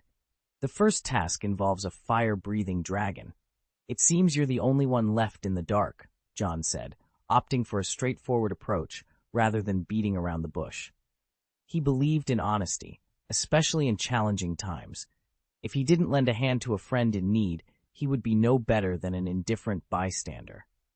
Cedric's reaction was one of shock, the prospect of facing a dragon daunting. John offered a reassuring smile. "Don't worry, I'll help you. Remember, we have a Dragon Whisperer among us." He felt a pang of guilt for not extending the same courtesy to Fleur, but Cedric was the one who seemed utterly without support. After their conversation, John headed off to class, leaving Cedric to process the news. As Cedric made his way to the Charms classroom, his schoolbag unexpectedly tore open. He told his friend to go ahead without him, taking a moment to gather his scattered belongings. It was then that Harry seized the opportunity to approach him, leaning in to whisper, "The first task is the fire dragon." The exchange between John and Cedric, followed by Harry's discreet intervention, highlighted the camaraderie and underlying tensions among the Hogwarts champions. Each interaction was a piece of the larger puzzle, revealing the complexities of their shared challenge and the varying degrees of support they offered one another. Chapter 209, Retrieving the Golden Egg and Ludo's Audacity. Is there a clever strategy for confronting a fire-breathing dragon? The The most unconventional idea might be to coax the dragon into spewing water instead of fire. However, John would never resort to such underhanded tactics, especially not at Cedric's expense. But subtly increasing the difficulty for the other competitors' dragons was within the realm of possibility. Cedric shared with John that Harry had unexpectedly informed him about the first task involving dragons. "I thought I was the only one in the dark, but it turns out the chosen one also believes in fairness," John mused, though he didn't view Harry's actions as particularly noble. Despite Harry's attempt at fairness, John couldn't overlook the blatant favoritism shown by the Hogwarts staff. Cedric, a true contender, had been left to fend for himself without any insider tips, unlike Harry. Hagrid, with his simple nature, hadn't considered sharing information with Cedric, who wasn't among his close acquaintances, and the other professors maintained their silence. With the first task of the Triwizard Tournament looming on the next day, John and Cedric devised a strategy to tackle the dragon. Defeating a fire dragon outright is impossible for students. The objective must involve retrieving something from it, John deduced. Recalling Charlie's mention of the maternal instincts of the nesting female dragons, he speculated that the task would involve snatching dragon eggs. The goal is to either distract the dragon long enough to grab the item or to lure it away, he explained. Cedric considered using a transformation spell to divert the dragon's attention. John, however, dismissed the idea as too time-consuming. The essence of victory lies in speed. Delaying the dragon or accelerating our own actions is preferable, he countered. Cedric then suggested summoning the firebolt broomstick using the summoning charm, confident in his ability to control it. But he quickly realized the potential for accusations of cheating, as the rules stipulated reliance on only the wand in hand. John steered the conversation towards a more viable plan, focusing on immobilizing the dragon. Dismissing the sleeping spell as ineffective against the dragon's thick hide, he proposed using the terrain to their advantage to trap the dragon, allowing them to swiftly secure the item with a transformation spell. With their strategy set, they dedicated themselves to practice. On November 24th, the day of the first task arrived. The morning classes concluded, and anticipation for the afternoon's event built amidst the chilly weather. The Triwizard Tournament, revived after a century, had garnered widespread attention. Among the judges was Ludo Bagman, whose commendable performance at the recent Quidditch World Cup had elevated his profile. The former head of the Department of Magical Law Enforcement appeared as vigorous as ever, seemingly capable of another century of service. The task was to be held in the Forbidden Forest, ensuring that any dragons could be quickly subdued in case of emergencies. John, opting not to accompany Malfoy and the others, accepted a ring from Tang Mi with a composed demeanor. Slipping the ring onto his left ring finger, he exchanged a knowing look with Kim Lettisley, who had joined him. "You hardly seem like a student, and the convenience of the Silverhand's flu network must be quite beneficial for you," he remarked casually. The Silverhand's flu network, spanning all its stores including the American branch, offered unparalleled connectivity. John's observation highlighted the practical advantages of their preparations, underscoring their readiness for the challenges ahead. "Would you mind if I took a look at this legendary Triwizard Tournament?" Jin asked, his smile radiant. He was donning a white mask, identical in style to Tang Mi's. With a hint of concern, Tang Mi inquired, "My lord, are you not worried that Moody's magical eye might see through your disguise?" "It's of no concern," John reassured, gently caressing his handsome face before a silver mask, covering his entire face, materialized in his hand. This mask is imbued with multiple enchantments, rendering it invisible to the magical eye. Aware that the magical eye could penetrate the invisibility cloak, John had enhanced the mask overnight. Crafted from mithril and layered with various concealed spells, the mask was now impervious to detection by the magical eye. Comforted by this assurance, Tang Mi set aside his worries. This year, the Johnny Silver Hand Store was a sponsor of the tournament, securing them an excellent vantage point. With a flick of his fingers, John's wizard robe transformed into an emerald green cloak that enveloped him, casting an aura of mystery. He led the way, with Tang Mi and Jin following closely behind. The forbidden forest buzzed with an excitement that was palpable, even making the horses restless. A young centaur was caught in a heated debate with her parents about witnessing a dragon. Suddenly, a male centaur stiffened, readying his bow and arrow at the unexpected visitors. "Lower your weapons," commanded a low, hoarse voice, causing the male centaur to fix his gaze on the trio. Beneath the silver mask, John's eyes bore the intensity of a predator. The argument ceased, and the young centaur sought refuge in her mother's embrace, weeping. Ultimately, the centaur family, unable to withstand the pressure, fled. "Am I really that intimidating?" John wondered aloud.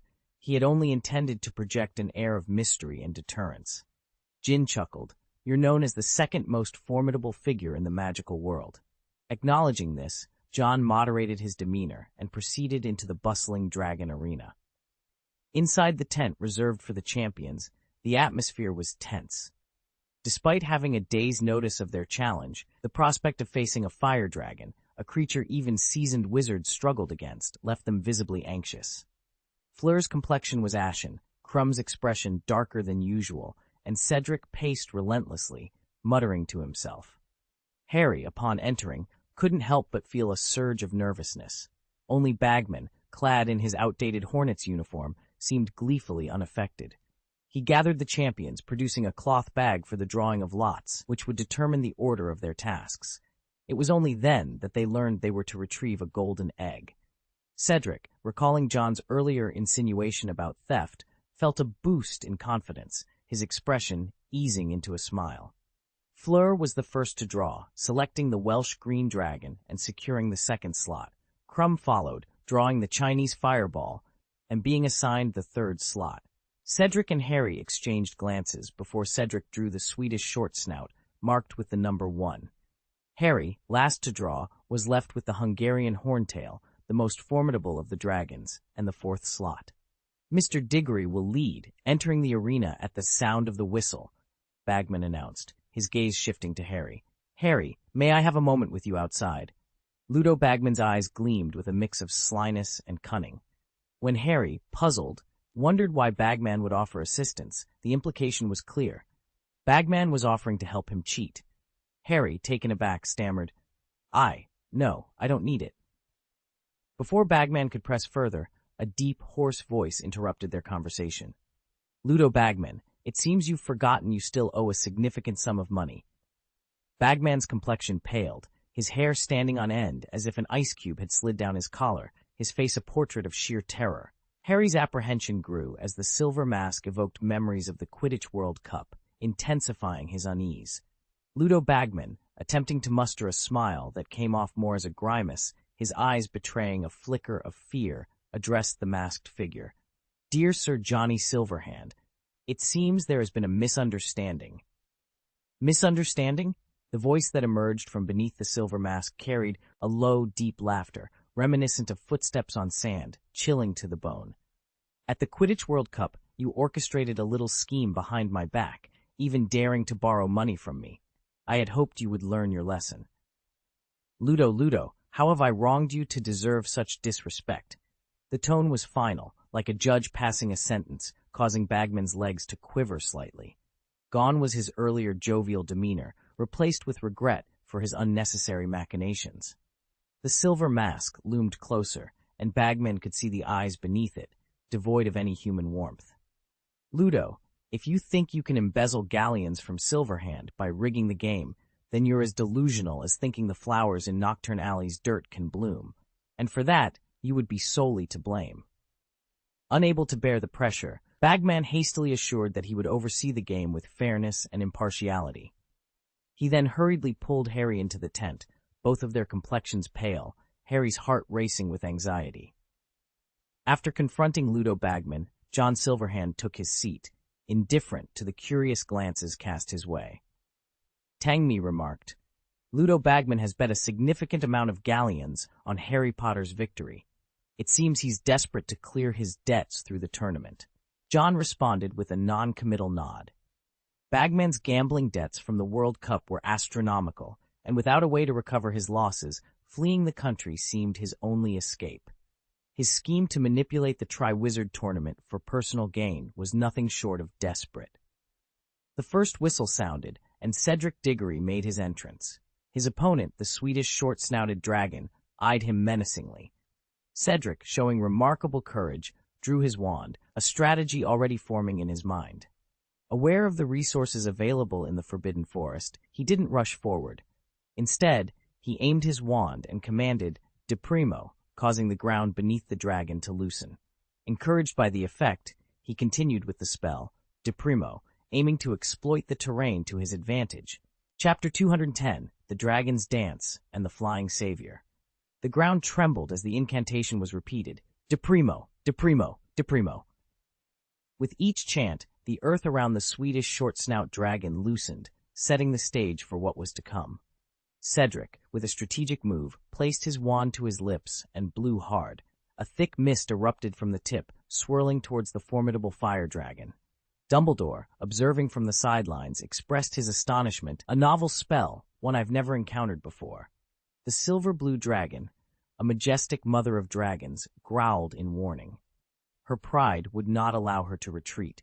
In a display of defiance, she opened her mouth wide, unleashing a torrent of dragon's breath. The flames met the cool white light in the mist, creating a mesmerizing spectacle. Amidst this chaos, the dragon egg stirred. The short snout, distracted, noticed a figure darting away with the egg. Enraged, it pursued the thief. However, the loosened soil around it gave way, trapping its legs and eliciting furious roars as it struggled to free itself. The audience watched with bated breath, their hearts in their throats as Ludo Bagman narrated, "It's too dangerous. Cedric Diggory is in peril. No, the dragon's breath has struck him." But in a twist, it was revealed that the dragon had only hit an illusion. The real Cedric had cleverly used the distraction to secure the golden egg. Standing atop a mound of earth, Cedric triumphantly raised the golden egg. "He's got the golden egg!" Bagman exclaimed, his voice cracking with excitement. This young warrior, a sixth-year student from Hogwarts, has shown remarkable strength. The judges prepared to score Cedric's performance. Madame Maxime was the first, her wand emitting a silver ribbon that formed a 9. Cedric's flawless execution left no room for deductions. Barty Crouch Sr. surprisingly awarded a perfect 10, followed by Dumbledore's 9. Ludo Bagman, with a conflicted expression, released an 8 from his wand. All eyes then turned to Karkaroff, who, with an impassive face, conjured a glaring 4. "How pitiful," Kim Leddesley remarked. "I didn't expect him to be so blatantly unfair." A sudden shout, "Shadow!" cut through the murmurs of the crowd, silencing them momentarily. The outcry against Karkaroff's unfair scoring was immediate and overwhelming, even reaching the ears of the competitors in the waiting tent. Karkaroff, faced with the public's scorn and fearing the whispers of Death Eaters among them, hastily revised Cedric's score to a 7, the best compromise he could muster under the circumstances.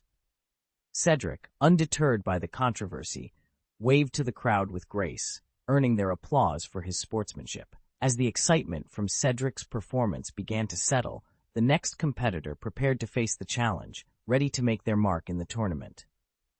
Fleur Delacour demonstrated the formidable power of a well-taught hypnotic spell, likely a gift from Madame Maxime's instruction, which she used to put the fire dragon into a deep slumber. Indeed, the legacy of a prestigious school should never be underestimated, she mused as she navigated her way to claim the dragon egg. The hypnosis took a considerable amount of time, completing the task in 10 minutes. The judges awarded her scores, which ultimately placed her slightly below Cedric Diggory. When it was Victor Crumb's turn, his expression was somber, a stark contrast to the earlier unashamed demeanor of Igor Karkaroff.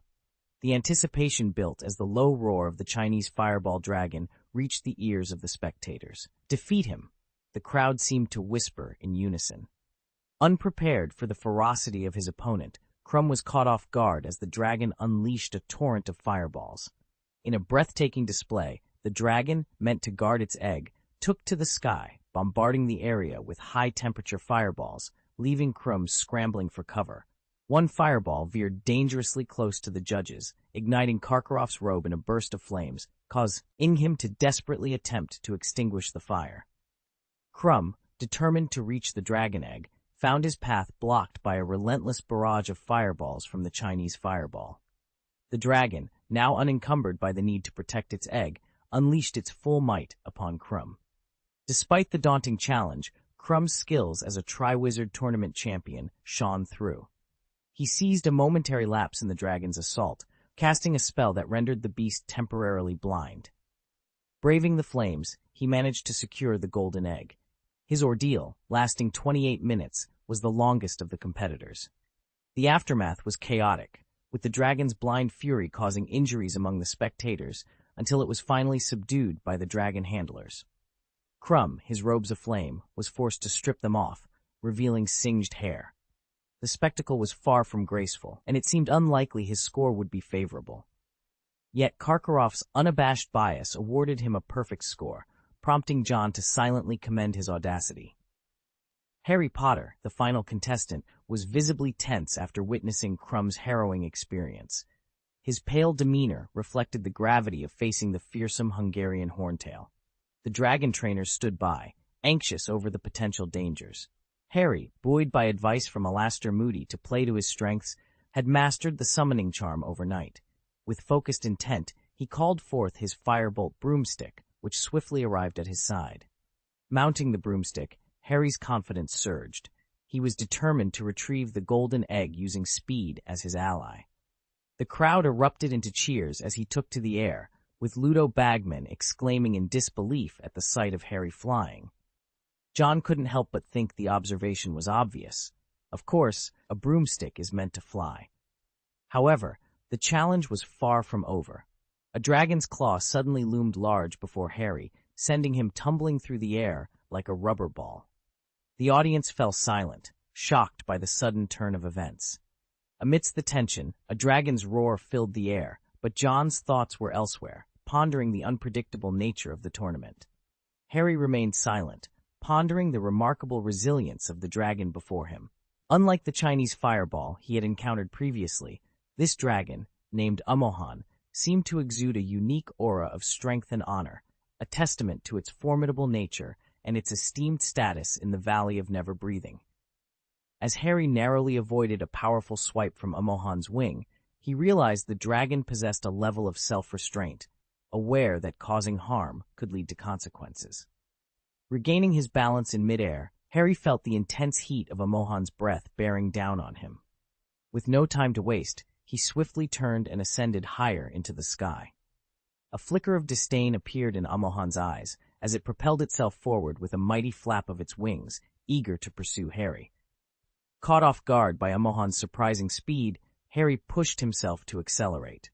Despite his efforts, Amohan rapidly closed the distance, forcing Harry to dodge another lethal claw strike. Ducking down, Harry increased his speed once more.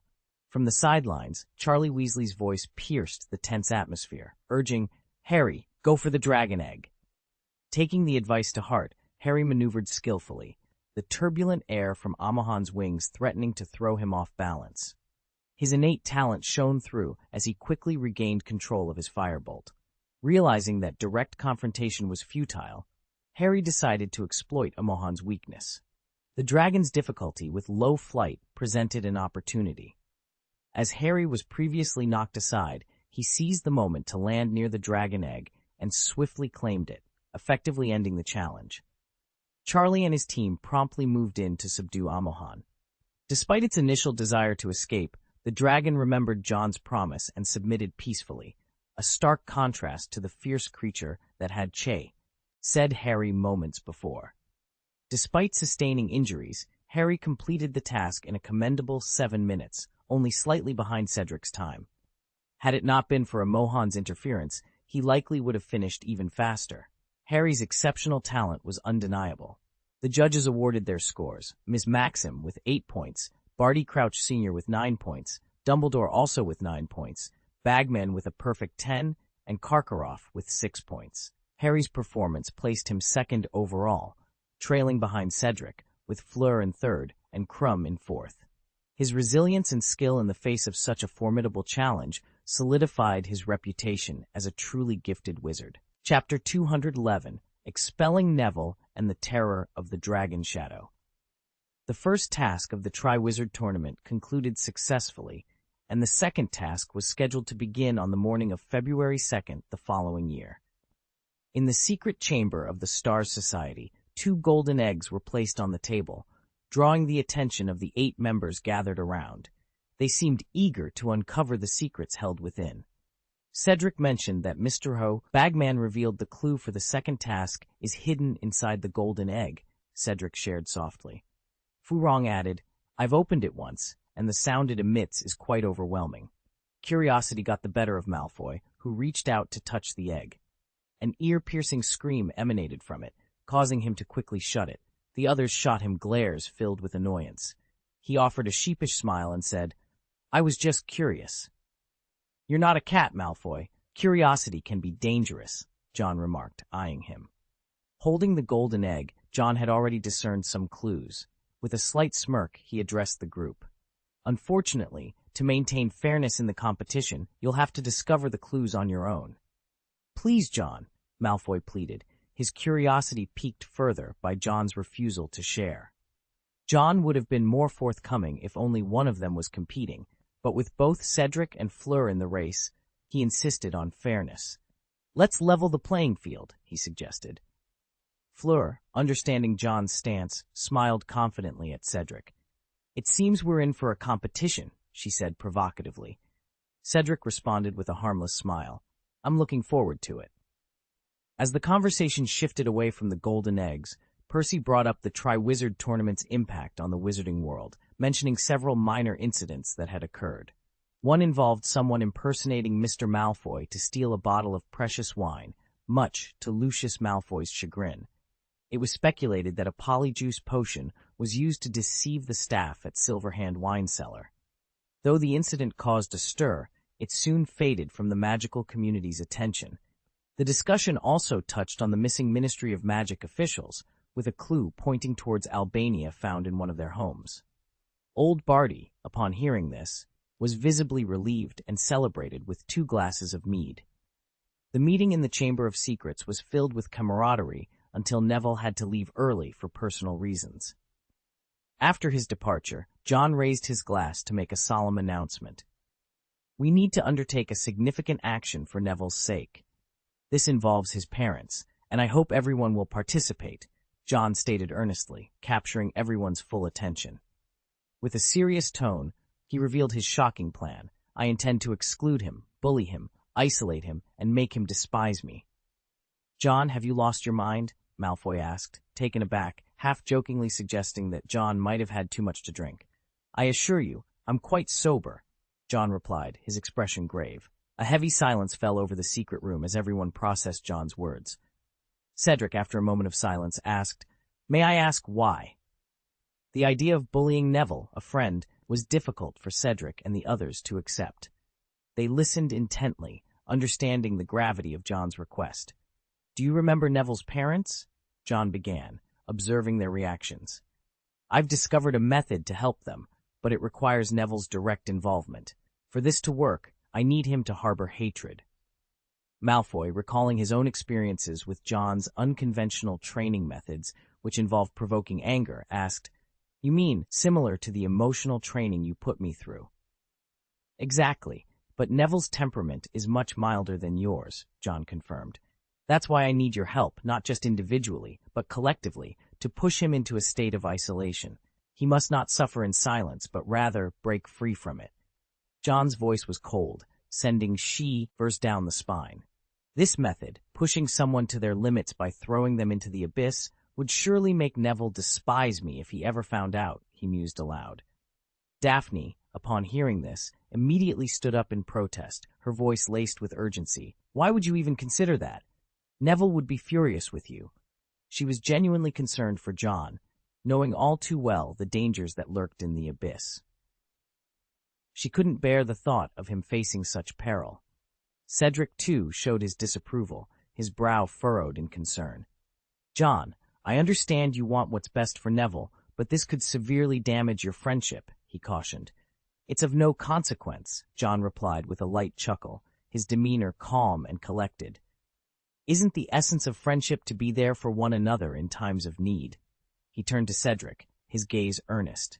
If I were in danger, I know you'd risk everything to save me, wouldn't you? Cedric fell silent, unable to refute. Percy, who had been quietly observing the exchange, finally spoke, his voice heavy with concern. The risk is too great. He'll understand eventually, John said confidently, his faith unwavering. The group had no choice but to trust in John's judgment, as Heinrich, who had always stood by John, expressed his support once more. I'll protect you, he declared. There's no need.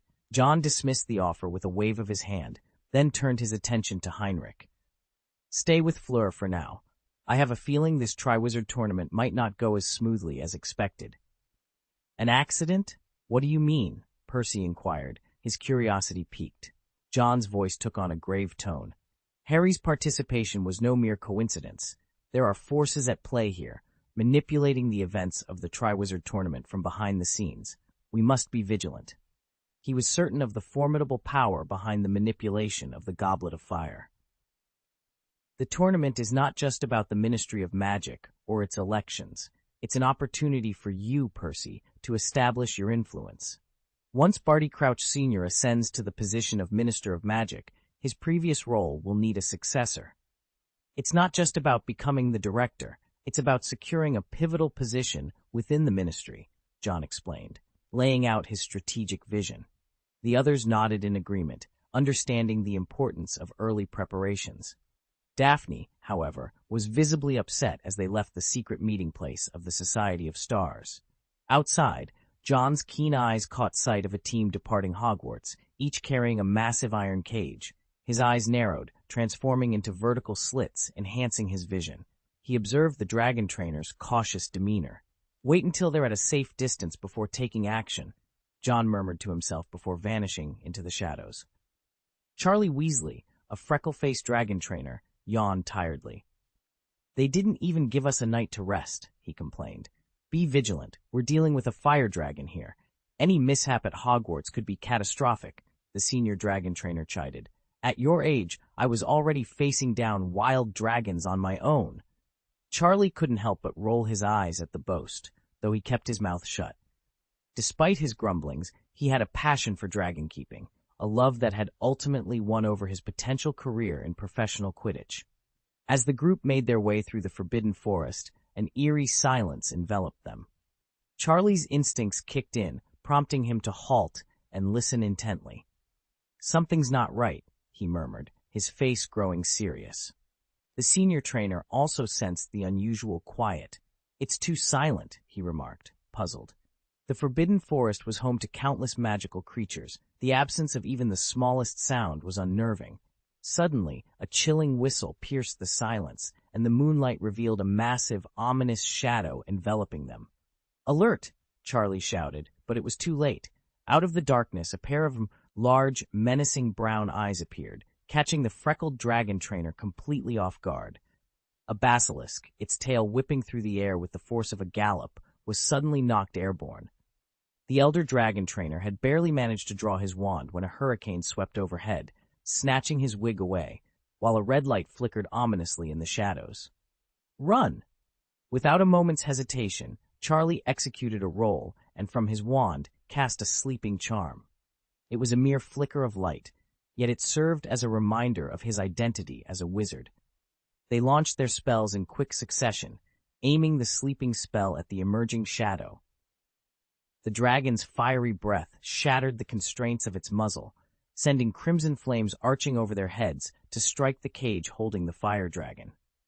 This cage, designed to contain such a beast, melted away like snow under the intense heat. In the next instant, a thunderous roar filled the air. Roar! Amohan, the fire dragon, burst from its prison, wings unfurling, as it unleashed a torrent of dragon's breath upon the ground. The shadowy figure did not pause. It opened its maw again, and its crimson flames dissolved the remaining 3 cages. The roars of 3 dragons reverberated through the Forbidden Forest, their fury at being imprisoned now unleashed upon the humans below. The dragon trainers stood no chance against the 4 fire dragons, especially with the presence of a colossal dragon unlike any they had seen before. Death had never felt so imminent to Charlie. Although the dragon's breath had not struck him directly, the residual heat alone was enough to strip the earth of its life. The claws of the shadowy dragon effortlessly tore open the roof, revealing the dragon egg hidden within. It really is here. Upon locating the dragon egg, the shadowy dragon seized the carriage without hesitation, its wings beating powerfully as it let out a triumphant roar. The other fire dragons ceased their movements, took to the air in response, and followed the shadowy dragon into the distance. The old dragon handler coughed up blood, his arms scorched but not gravely injured. He looked on in shock, asking, "What the hell was that?" Charlie's voice was hoarse as he replied, "A dragon, one I've never seen before." They were powerless to reclaim the fire dragons. While some were seriously injured, miraculously, no lives were lost. This incident would later send shockwaves through the magical world. A dragon of unprecedented size and strength, impervious to a dozen sleeping spells, had not only resisted their efforts, but had also absconded with the other fire dragons. Those with a penchant for naming creatures called this dragon Abyss, for except for its large brown eyes, its entire body was as black as the abyss itself. Chapter 2 and 12. Beware of Fire Dragons. The Ministry of Magic reminds wizards in Hogsmeade to be on alert for fire dragons that have been appearing unexpectedly in the area. To date, 5 fire dragons remain unaccounted for, Malfoy announced, reading aloud from the Daily Prophet in the Great Hall. Daphne, finding the news rather ludicrous, commented, "Fire dragons? Are they the same ones from the Triwizard Tournament?" She recalled the previous day's events, when a fire dragon demonstrated its formidable power, even managing to strike the Savior, a reference to Harry Potter, who had his name cleared of any cheating allegations due to the peril he faced. Such a dangerous task could only be the work of a madman, she mused, reflecting on the general consensus that no sane person would willingly engage with fire dragons. As Malfoy nonchalantly continued with his breakfast, Neville approached the table, looking puzzled. "Why isn't John here today?" he inquired. Daphne, gracefully spreading jam on her bread, didn't respond, but Malfoy sneered at Neville. "Oh, isn't this Neville celebrating for Gryffindor? You seem to have a grand time." Neville, taken aback by Malfoy's sudden hostility, scanned the room for support. Just then, Heinrich walked by, and Neville, hoping for an ally, called out to him. However, Heinrich's response was cold and dismissive. "Go away." His voice, louder than intended, caused a brief silence in the bustling great hall. Confused and hurt, Neville didn't understand what he had done to warrant such treatment. Malfoy's voice, dripping with sarcasm, cut through the tension. "Go back to your place, Longbottom. You don't belong here." Stumbling over his words, Neville felt isolated, thinking perhaps his actions the previous day had upset them. Dejected, he made his way back to the Gryffindor table, only to encounter Cedric. Cedric, usually friendly and approachable, recoiled as if Neville was something unpleasant and quickly moved away, deepening Neville's sense of rejection. However, Cedric called out to him, "By the way, Neville?" Neville turned, hopeful for a kind word, but was instead met with a harsh admonition. "John said you'd better recognize your position first, understand?" With that, Cedric left, leaving Neville feeling even more alienated from his peers. Meanwhile, John had been busy rescuing a Mohan and other fire dragons, relocating them to a hidden part of the Forbidden Forest, inhabited by a colony of unicorns. In exchange for the unicorns' cooperation, John offered several bottles of Stellaris. He planned to test the dragons in the Valley of Never Rest the following year, but for now, they would stay hidden in the forest. The imminent hatching of several dragon eggs seemed to be a concern, but the maternal instincts of the dragons meant they were content to wait. John's recent endeavors had left him exhausted, oversleeping due to the numerous sleeping spells he had cast on himself. His dragon form had also grown, a sign that his magical power was increasing. When he finally woke, he had missed breakfast and was barely able to keep himself upright as he made his way through the castle, his appearance causing quite a stir among the students. Rumors about John's activities the previous night circulated, with some speculating he had been searching for the missing fire dragons, while others believed he had thwarted some nefarious deed. Regardless of the speculation, John's reputation for good character over the past 4 years meant that no one suspected him of any wrongdoing. Throughout the day, John's exhaustion was evident, even to Malfoy, who couldn't help but ask, "John, what on earth were you doing last night?" "Just leave me alone," John replied, barely keeping his eyes open as he tried to eat, clearly not in the mood for conversation. Daphne, observing John's state, considered offering him some food, hoping to provide some comfort to her weary friend. With a blush on his face, Heinrich skillfully cut the food into small pieces and delivered them to John's mouth with precision, allowing him to eat with ease. Daphne, on the other hand, was seething with anger, her eyes burning with fury as she glared at Heinrich, who remained unfazed by her reaction. After dinner, instead of exercising as usual, John returned to his bed and fell into a deep sleep. His sleep was so restful that when he awoke the next day, he still felt as if he were in a dream. This drowsy state persisted until Friday, when Snape, with a scowl dark as a storm cloud, glared at John, almost tempted to dunk his head into a cauldron to jolt him awake. Despite his sleepiness, John managed to process all the potion ingredients with his eyes closed, completing the potion flawlessly. This only served to darken Snape's mood further, and in a rare moment of begrudging respect, he awarded 20 points to Slytherin.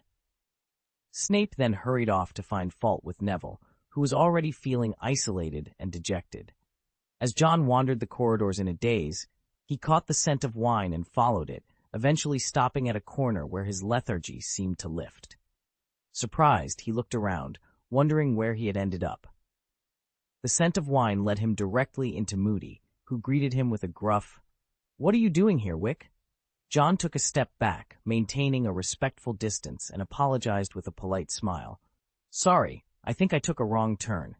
After a slight bow to Moody, he turned and walked away, leaving Moody to mutter to himself and stomp off with his wooden leg. John hadn't seen the Zoo for a few days. During the last Triwizard tournament, Hagrid had temporarily hidden the Zoo in the former cave of Aragog.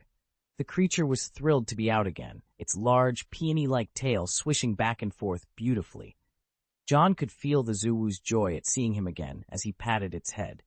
The Zoo, looking around suspiciously, seemed to catch a scent and circled John, prompting him to joke, "Ahem, as a student, it makes sense that I smell like a fire dragon, right?" He enjoyed the Zoo's company, especially since it resembled a large, furry cat. John then revealed a gift for the Zoo, a fluffy ball that he had enchanted. The Zoo was immediately captivated, batting the ball around with its large claws, completely engrossed in the game and ignoring everything else. John watched with a smile, pleased that the toy he had specially crafted could withstand the Zoo's playful assaults. He had spared no expense on the materials and had imbued them with magic to ensure their durability. After spending time with the Zoo, John prepared to leave, feeling the chill of a cold wind on his cheek. He noticed Hagrid feeding the Thestrals single malt whiskey, the scent of which filled the air. The strong smell of alcohol made some of the younger students blush, as if they were tipsy just from passing by. John wondered if Hagrid was paying for the whiskey out of his own pocket, considering the expense. Hogwarts, being funded by the Ministry of Magic, donations from school governors, and other sources, did not charge tuition fees, making Hagrid's generous act even more noteworthy. John understood the financial workings of Hogwarts well. The school wasn't one to merely sit back and rely on its laurels for funding. The founders of the four houses had established a Hogwarts Foundation, tasked with managing the school's expenditures and revenues. This foundation benefited from future donations and sponsorships from alumni associations, ensuring a steady flow of resources.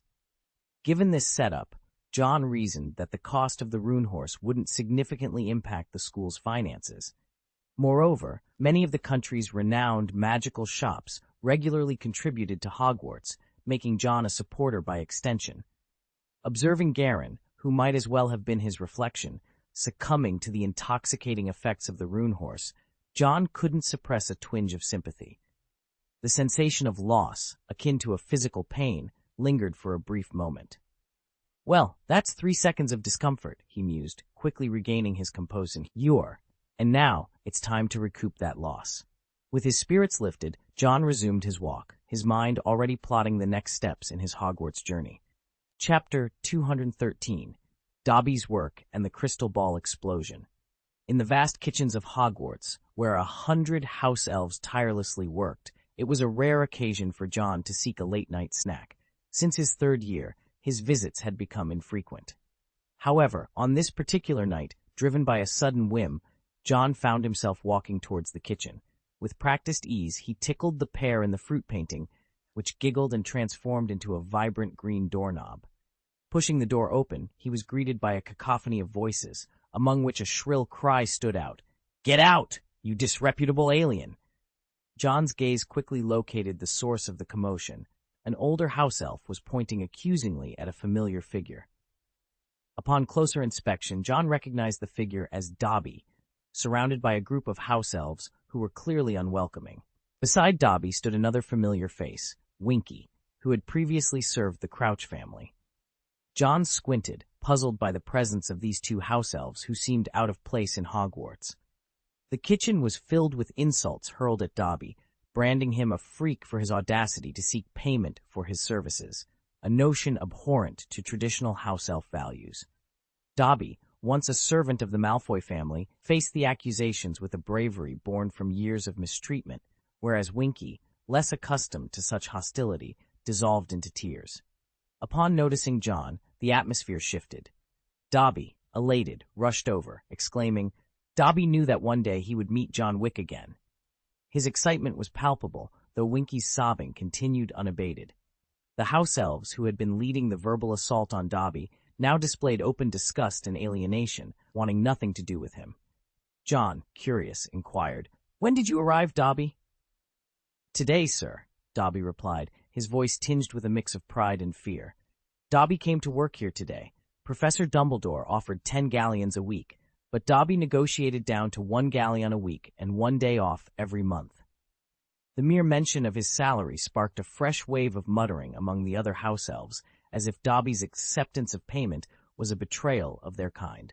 Despite the controversy, Dumbledore's authority meant that Dobby's employment was accepted, albeit grudgingly. John, taken aback by this development, then turned his attention to Winky, whose distress seemed to deepen at the mention of payment. "Winky was dismissed," she wailed, "but Winky hasn't stooped to accepting payment." John, while not an advocate for house elf rights, couldn't help but feel a sense of injustice at the scene before him. His attention was soon captured by a spotlessly clean area of the kitchen, proudly maintained by an older house elf named Puffy. It was a point of pride among the house elves to serve a wizard or witch directly, and the envy from the others was palpable.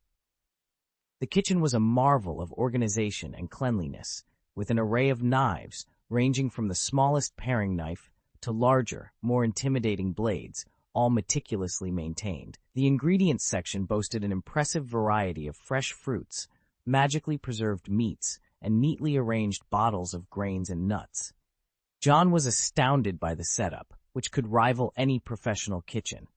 Among the culinary tools, he noticed a small notebook that chronicled Daphne Greengrass's cooking adventures, a testament to the personal touch and dedication found within the Hogwarts kitchens. The scene painted a picture of a community bound by service and tradition, yet standing at the cusp of change, as represented by Dobby's unconventional employment. John found himself holding a notebook that he suspected belonged to Daphne. He was tempted to open it, curious if it might reveal the source of John's own distress. However, he restrained himself, reasoning that invading a friend's privacy was not justifiable. With that decision, John left the kitchen, receiving respectful bows from the house elves as he departed, though Owsley misinterpreted their gesture as a send-off for him. Over the past week, the initial excitement of facing a fire dragon in the first task had been tempered by the return to routine classes. The corridors of Hogwarts were now free from students daring to provoke Filch, the caretaker, who had remarkably improved his physical fitness. No longer the man who would be out of breath by the 3rd floor, Filch could now ascend to the 8th floor with ease. John, impressed by this transformation, gifted Filch with weighted steel blocks and a pair of shoes enhanced with a speed function. This upgrade enabled Filch to catch mischievous students with unprecedented efficiency, much to the dismay of those who had underestimated him, including the notorious twins who were now more cautious about their nocturnal adventures. Another day contributing to the betterment of Hogwarts' learning environment, John mused with satisfaction. In divination class, John's presence was almost inconsequential due to Professor Trelawney's evident favoritism towards him. However, today was different. As he gazed into the crystal ball, a vision began to form amidst the mist. It was black, death soaked through it, eager to pull life into its depths. Water, both the essence of life and a potent poison. Once consumed, it becomes an insatiable thirst until it runs dry. The warrior's choice leads to a bloodied battle. Death blossoms in the night, and an undying flame steals away love, John prophesied, his voice taking on a hollow, eerie tone, his eyes clouding over with a layer of gray.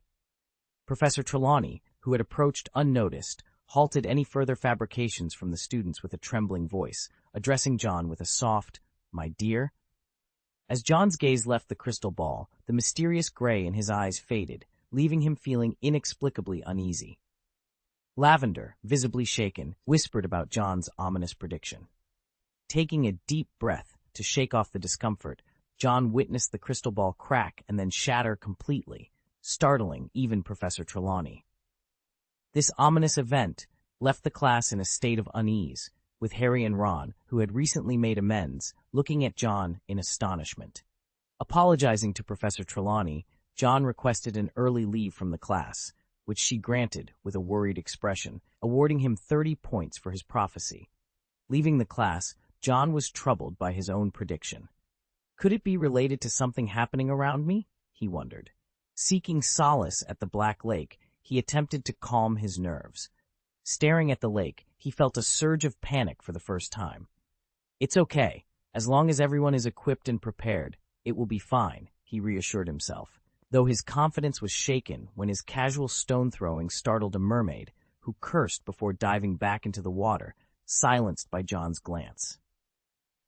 By the time John returned to the castle, rumors of his death prophecy had already begun to spread, adding an air of mystery and concern around him. This time, the prophecy felt ominously close to home, leaving John to ponder the implications for himself and those around him. The atmosphere was more tense than it had ever been in their 3rd year. The choice of the warrior, let the blood be spilled, death shall bloom in the night, and the undying flame shall steal away love. Ernie Macmillan recited with a nervous swallow. His words hung heavily in the air. Hannah Abbott covered her mouth in shock, her voice trembling as she asked, "Which warrior is destined to die?" "I believe it's Harry Potter, considering everything you know." Ernie's voice trailed off, his sentence left unfinished as he caught sight of Harry walking by. John, having overcome his initial discomfort, made his way to the auditorium. His spirits lifted when he overheard Malfoy engaged in a heated discussion. Seizing the opportunity, John decided to intensify his training regimen.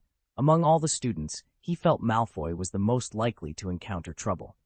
His penchant for attracting animosity made him a prime candidate for unforeseen accidents. Malfoy's actions seemed to almost invite danger, a magnet for the ill will that brewed within the walls of Hogwarts.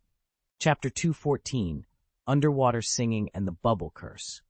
Recently, the corridors of Hogwarts Castle have been bustling with competitors clutching golden eggs, a testament to the ongoing challenges of the Triwizard Tournament. Among them, Fleur Delacour is particularly troubled. Aware that John has the capability to decipher the egg's secret, yet striving for fairness, she resolves to solve the mystery independently. Cedric Diggory, leveraging his intimate knowledge of Hogwarts and his privileges as a prefect, discovers the egg's secret somewhat more swiftly. One evening, while indulging in the luxurious bath service afforded to prefects, Cedric accidentally drops his golden egg into the water. As he retrieves it, the egg begins to sing a mysterious song, revealing the clue to the next task. Find us where our voices sound. We cannot sing upon the ground. In your search, think carefully about, we've taken what you'll sorely miss, an hour's all you've got to fix. Fail, and what's gone will not be found. Emerging from the water with his hair full of bubbles, Cedric is astounded. Could this be the clue for the second task? He muses, contemplating whether to share this revelation with others. Recalling Harry Potter's generosity in sharing information about the first task, Cedric feels a strong sense of camaraderie and obligation. His thoughts then turn to Fleur, a fellow member of the Quadwizard Club, and he decides to consult John. John, perceptive as ever, praises Cedric's noble spirit and advises him to follow his heart, but to allow Fleur the chance to uncover the secret on her own, given her pride. As days pass, the harsh winter weather besieges the ancient castle, and the students find themselves battling the elements. Hagrid, preoccupied with the care of the goddess's 12 rune horses, neglects the blast-ended Scroots, leading to a fierce competition for survival among them. John, observing the Scroots, contemplates harnessing their unique properties for a potent explosive spell. During this time, Rita Skeeter, a reporter notorious for her daring exploits, defies Dumbledore's ban and sneaks into Hogwarts in her animagus form of a beetle. John, recognizing her, watches as she transforms back into her human form, dressed in a magenta robe and exuding a palpable sense of greed. Hagrid, though simple-minded, is aware of Dumbledore's ban on Rita, but is taken in by her feigned interest in the blast-ended Scroots. As an enthusiast of magical creatures, he can't help but share his knowledge with her, unaware of her ulterior motives. Rita, seizing the opportunity, turns her attention to Harry, planning to exploit her visit under the pretense of writing a column on magical creatures. Her eyes gleam with the prospect of uncovering more sensational stories. Oblivious to the brewing storm her actions might unleash. To ensure Hagrid wouldn't fall into a trap, John cleverly devised a plan to counteract Rita Skeeter's scheming. Before departing, Rita Skeeter approached Harry, ready to flash her golden teeth in a teasing smile at the handsome student John. However, upon catching sight of John's intense, burdened gaze, her words faltered, and the image of a silver mask flashed through her mind, instilling fear in her and causing her to hastily retreat. John, maintaining his composure, watched her leave with a detached air and mused, "Given Rita's nature, it's likely that the interview on Friday is a setup." Rita was notorious for her relentless pursuit of sensational stories, and while she might target anyone to achieve her ends, Hagrid was John's friend, and he couldn't stand idly by and watch him be deceived. Thus, he delegated the task to Tang Mi, who didn't need to take direct action, but merely had to remind Rita about the time Hagrid was unjustly imprisoned by the Ministry of Magic, and how John Silverhand had generously posted bail for his release. This reminder dampened Rita's enthusiasm for exploiting Hagrid's situation. The second task of the Triwizard Tournament involved retrieving objects from underwater within an hour, presenting a significant challenge to the competitors on how to breathe underwater for such a duration. John observed Cedric Diggory emerge from the Black Lake, his head encased in a bubble. Impressed by Cedric's ingenuity, John felt compelled to commend him. "The bubblehead charm, I see you've found a solution," he noted. Cedric, modest in his achievement, replied with a smile, "I'm not quite proficient yet. I need more practice." Meanwhile, Draco Malfoy had not been idling around. Tasked by John to provoke Neville as a form of revenge, Malfoy found such tasks within his wheelhouse. However, his appearance by the Black Lake, disheveled and with bruises, told a different story. "John, I think it's nearly done," Malfoy said through a pained grin, the bruises on his face a testament to Neville's retaliation. "Neville's temper has flared up. He attacked me the moment I provoked him." John, skeptical of Malfoy's claim of a fair fight, raised an eyebrow as Heinrich approached with a different account. Draco took Goyle and Crabbe to ambush Neville, but Neville managed to chase them all the way back to the common room, Heinrich reported, revealing the imbalance in Malfoy's tale. John couldn't help but marvel at Neville's unexpected resilience and Malfoy's unique talent for inciting hostility.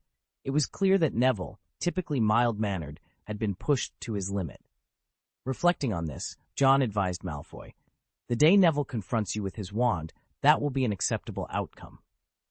Despite Malfoy's discomfort at the prospect of facing Neville's wrath directly, John encouraged him to have faith in his own abilities, highlighting Malfoy's indispensable role in their group's dynamic. As Cedric successfully completed his hour underwater, Heinrich reminisced about his family's ties to Durmstrang and their own experiences with underwater challenges. John listened, appreciating the complexities of Heinrich's family dynamics and the diverse backgrounds of his peers. As the day drew to a close, John pondered the unique qualities and stories of those around him, recognizing the strength and resilience in each of their journeys. Heinrich sat on a large rock, his gaze tinged with a hint of imperceptible nostalgia. "My uncle has a knack for disguising himself as an animagus," Sometimes he transforms into our grandfather just to scare people. At home, he's left behind a wine cellar filled with many exquisite wines. My father, on the other hand, is the complete opposite of my uncle. He's more like a scholar, never one to follow the crowd. He has a preference for tea over wine, except on rare occasions. His passion lies more in academic research. If it weren't for Edgar, he might have been highly respected. I don't want to end up like my father. I want to prove to them that the path of light that Edgar shunned is worth following. Edgar's legacy has been tarnished by 2 generations of dark lords, casting a shadow over our family name and associating it with madness and dark magic. Though it's unspoken, the alienation from everyone is palpable. John placed a reassuring hand on Heinrich's shoulder, his voice earnest. There will come a day when you'll be proud of the path you've chosen. Heinrich's golden eyes sparkled with determination and zeal as he nodded emphatically. As the sun finally dipped below the horizon, the light that danced in his golden eyes faded away. It was time for them to make their way back to the castle. Chapter 215, The Isolated Neville and the Threat During Transfiguration class. Neville Longbottom found himself the subject of Professor McGonagall's criticism. They were learning how to perform cross-species transformations, a task that proved too challenging for Neville. His confusion only deepened after being singled out, causing him to shrink further into himself. Hermione, unable to watch her friend suffer in silence, interjected, "Professor, Neville has been feeling quite down lately." Professor McGonagall, with a stern glance at Hermione, responded, "Granger, being in a bad mood does not excuse transforming a guinea fowl into a wood mouse during my class." Her strict demeanor momentarily lifted the class's spirits. Despite her firm exterior, Professor McGonagall showed her softer side by reprimanding Harry and Ron for their playful sword fighting with makeshift wands. As the class drew to a close, she cleared her throat, signaling she had more to say. "The Yule Ball is approaching, a tradition of the Triwizard Tournament, and a wonderful opportunity for us to welcome our foreign guests," she announced. The news excited the students, especially when she mentioned that the dance was open to students from the 4th year and above, though younger students could attend if invited by an older one. Lavender Brown couldn't contain her amusement, earning a quick nudge from Parvati, who was also struggling to keep a straight face.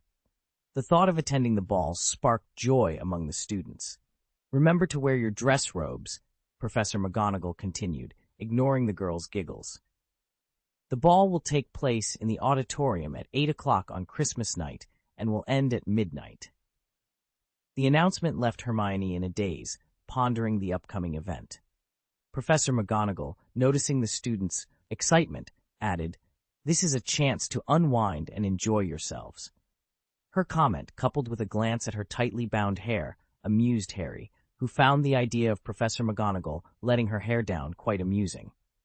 "However, this does not mean we will relax our standards of behavior," she warned, her gaze sweeping across the room. "Any Gryffindor who brings shame to our school will deeply disappoint me." Her words, though cryptic, resonated with the students, who were keenly aware of the expectations placed upon them. The mention of the handsome boys from Durmstrang and the charming ones from Beauxbatons sparked lively discussions among the students about the upcoming ball. After class, Hermione noticed Neville's despondent demeanor and approached him with concern. "Neville, are you okay?" she asked, noticing his troubled expression. Neville managed a weak smile. "I'm fine, Hermione," he assured her, though his voice lacked conviction. "Really?" Hermione pressed, recalling a recent incident involving Neville and Malfoy. Since joining the Stars Club, Neville had found a sense of belonging and confidence, especially with John's support. However, a recent altercation with Malfoy had reignited old tensions. "Maybe I did something wrong," Neville admitted, his confusion evident. Despite seeking answers, he was met with indifference and ridicule, which only compounded his sense of isolation. The warmth and acceptance he had once felt within the Stars Club now seemed a distant memory, leaving him feeling more alone than ever. Hermione's attempt to offer comfort was cut short as Neville, overwhelmed by his emotions, turned and walked away. His departure was marked by a clumsy collision with a suit of armor, which scolded him harshly, adding insult to injury. Meanwhile, John, who was also aware of the upcoming Yule Ball, found the concept intriguing, though hearing about it from Snape gave it an entirely different tone. John was meticulously explaining how to properly slice a repulsive slug into the cauldron. Observing him, it was clear that our dean had been single for over 30 years. Danifu, for reasons unknown, chose to sit a bit farther from John today. She was quietly conversing with her best fry, and Pansy, likely discussing the upcoming prom. Malfoy, with a teasing tone, asked, "John, who will you be inviting?" "I'm not a warrior, so I don't feel compelled to find a dance partner," John replied, shaking his head. He wasn't keen on dancing, mainly because he rarely did. If one considered a group of drunken men dancing wildly as dancing, then the last time he danced was in his childhood at his grandfather's house. Malfoy's smile froze upon hearing this. He glanced towards Pansy, who made a throat-slitting gesture. Swallowing hard, Malfoy tried to sound casual as he said to John, "But don't you think it's a shame to miss out on a tradition that's been revived after a century?" "That's a valid point," John pondered for a moment. Just as Malfoy let out a sigh of relief, John asked seriously, "So you're planning to dance?" No. Well, yes, I am," Malfoy stammered, wanting to deny it, but then noticing Daphne, who had been quietly talking to Pansy, was now glaring at him. He couldn't read minds, but her look clearly conveyed, "Do you want to die?" No, he decidedly did not. John, surprised, then asked, "So, who will you be inviting?" He was almost certain Malfoy would choose Pansy. "Ah, Astoria," Malfoy's voice faded. "Who?" John exclaimed, genuinely surprised. "Shouldn't you be inviting Pansy?" Feeling cornered by John's obvious surprise, Malfoy replied with an awkward expression, "Astoria Greengrass. Why would I have to invite Pansy?" "Weren't you two childhood sweethearts?" John pointed out. "You were even jealous of her in 2nd grade." "No," Malfoy reacted, as if he had been accused unjustly. Facing John's calm demeanor, he finally admitted, "All right, I had a crush on her initially, but I later realized she only saw me as someone to use." Malfoy vented his frustration. "She would spend money recklessly and expect me to help her with everything. When have I ever tolerated such treatment?" "I remember now," John said thoughtfully. "Astoria's in 2nd grade, isn't she?" As he spoke, John's gaze towards Malfoy shifted, making Malfoy feel judged. "No, I just thought, since she didn't have to participate," Malfoy stammered, feeling as though John saw him as despicable.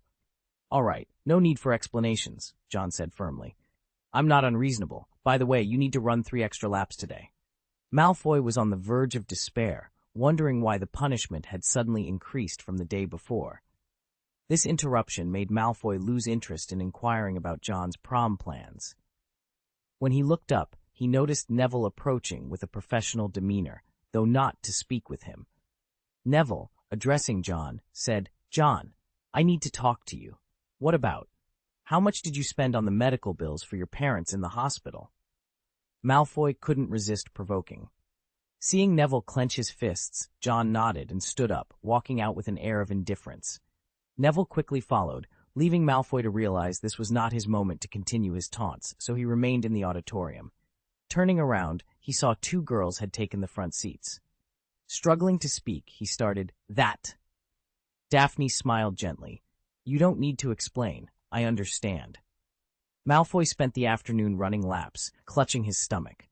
The combination of scrambled eggs with durian and mango was proving to be a formidable challenge. On the covered bridge, John stopped and faced Neville. Reflecting on recent events, Neville asked with a hint of hope, "John, did I do something wrong?" "No," John replied, shaking his head. As he looked up again, a mix of coldness and disdain in his gaze pierced Neville's heart. With a fierce tone, John declared, "Your sheer stupidity is what makes you utterly incompatible with the Stars Club. I've had enough." Neville's face turned pale as John approached, a dangerous glint in his eyes. He whispered menacingly, "You'd be wise to quietly disappear from this school, Neville. You know, I'm aware of your weakness." The threat left Neville breathless. Sweat dinged down his forehead. A look of revulsion briefly crossed John's face before he spoke with disdain. "Your parents. I truly wonder why you cling to every lie. Did you honestly think I would protect them?" Neville's head snapped up, his gaze locking onto John's with intensity. John chuckled darkly, leaning closer to murmur, "I've been lying to you, but make no mistake, If you cross me, I won't hesitate to make your parents vanish.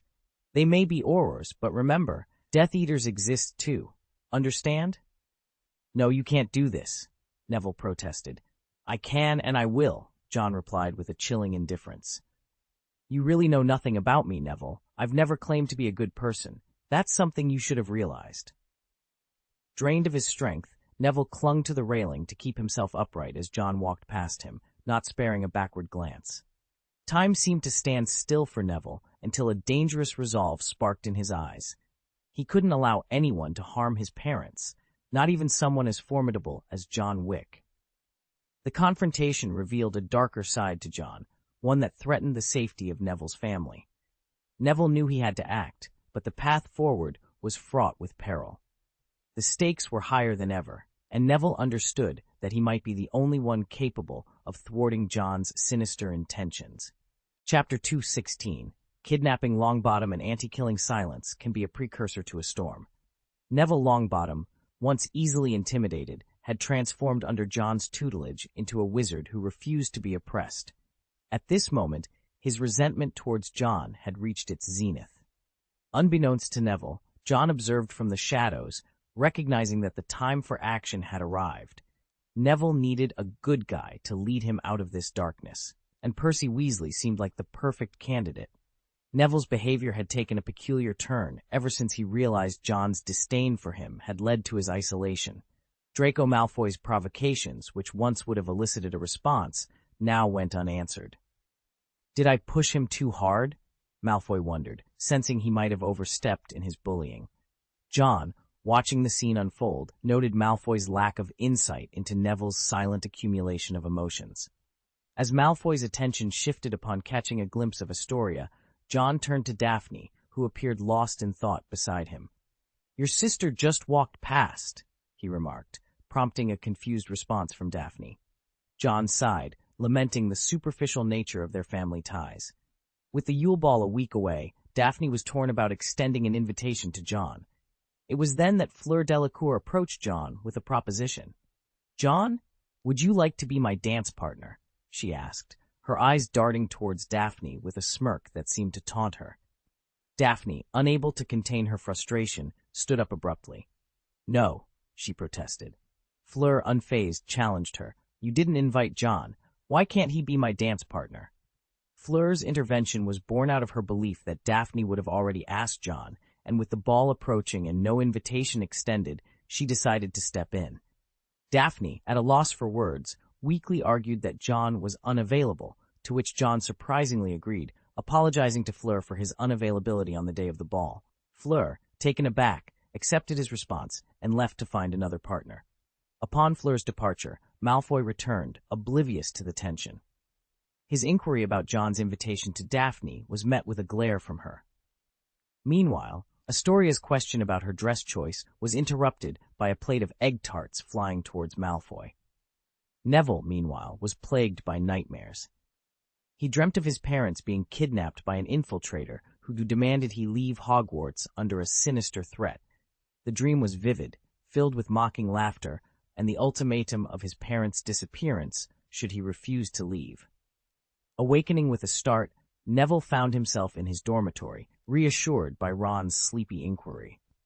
Unable to return to sleep, he rose from his bed and gazed out the window at the falling snow, contemplating the nightmare's ominous message.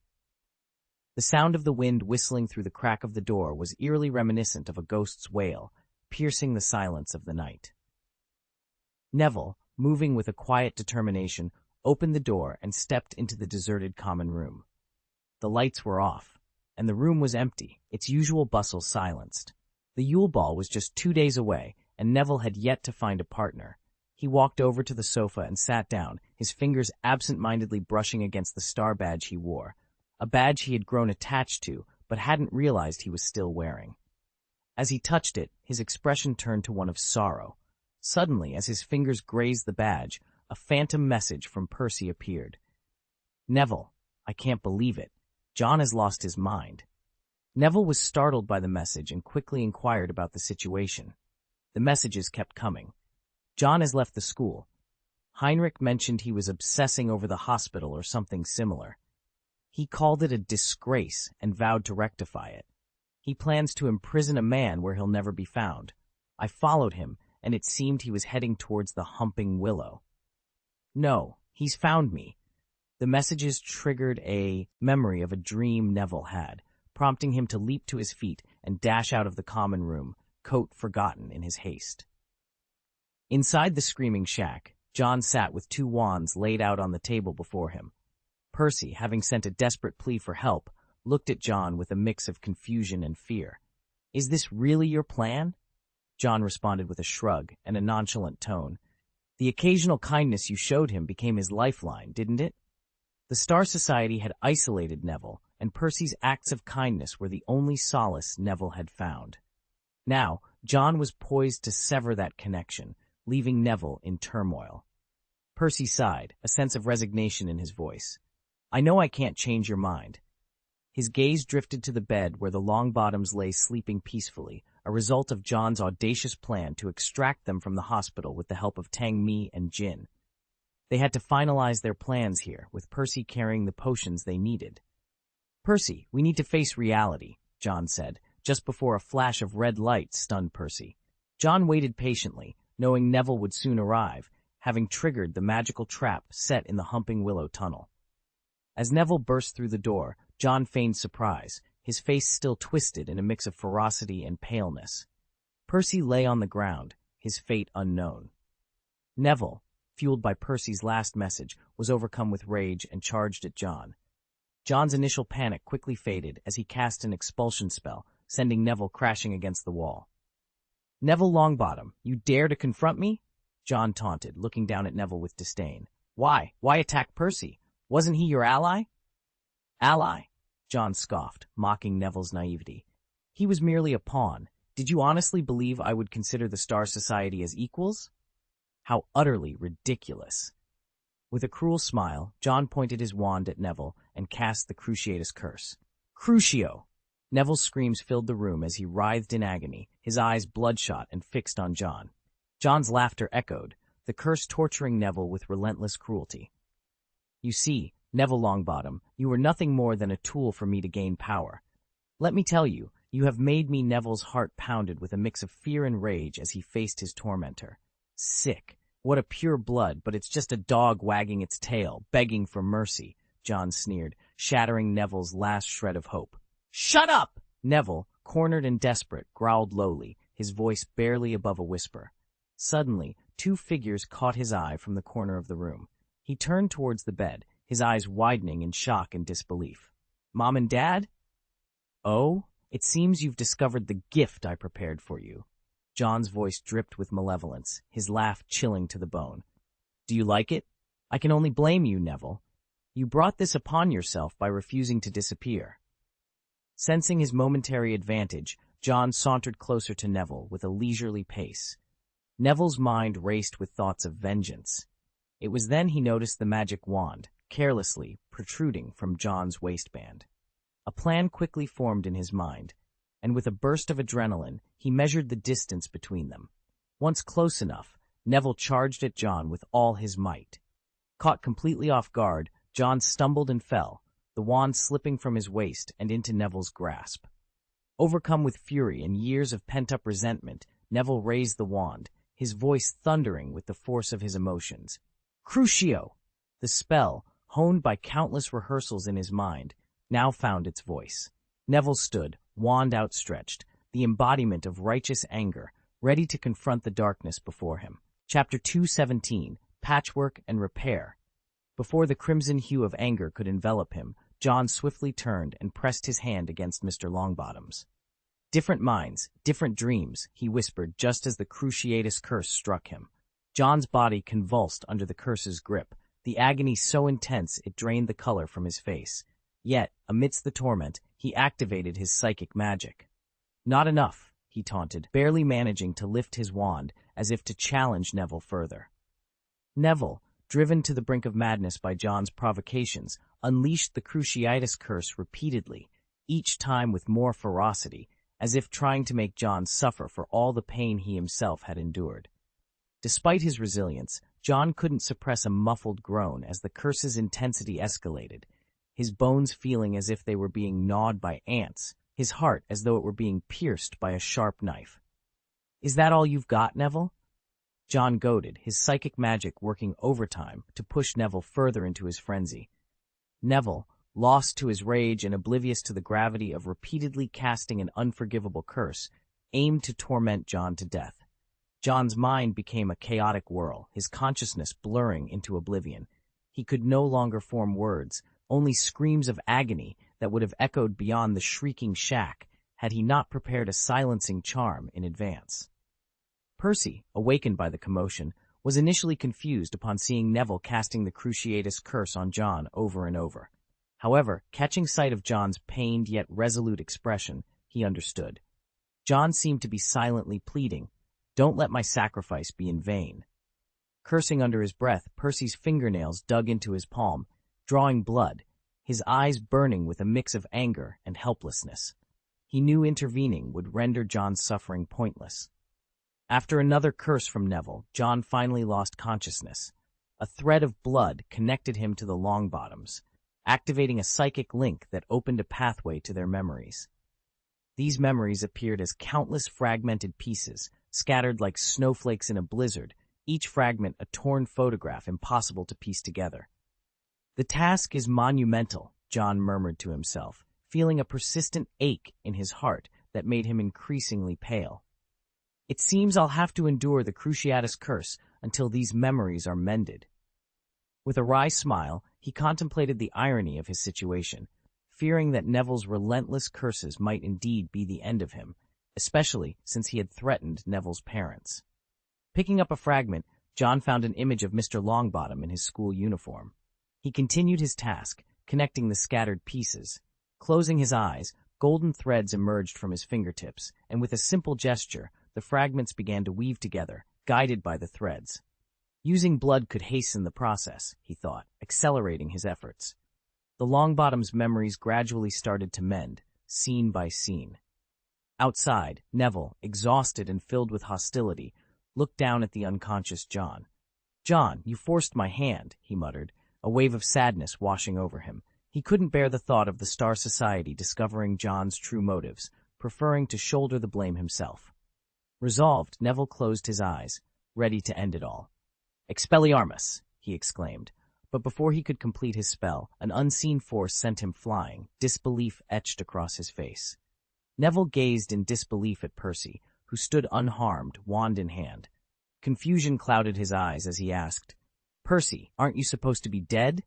He watched, perplexed, as Percy frantically searched through his bag, retrieving 2 potions labeled Longbottom. With care, he opened them and administered the contents to Neville's parents. As the potion took effect, a soft glow enveloped the Longbottoms, growing brighter by the second.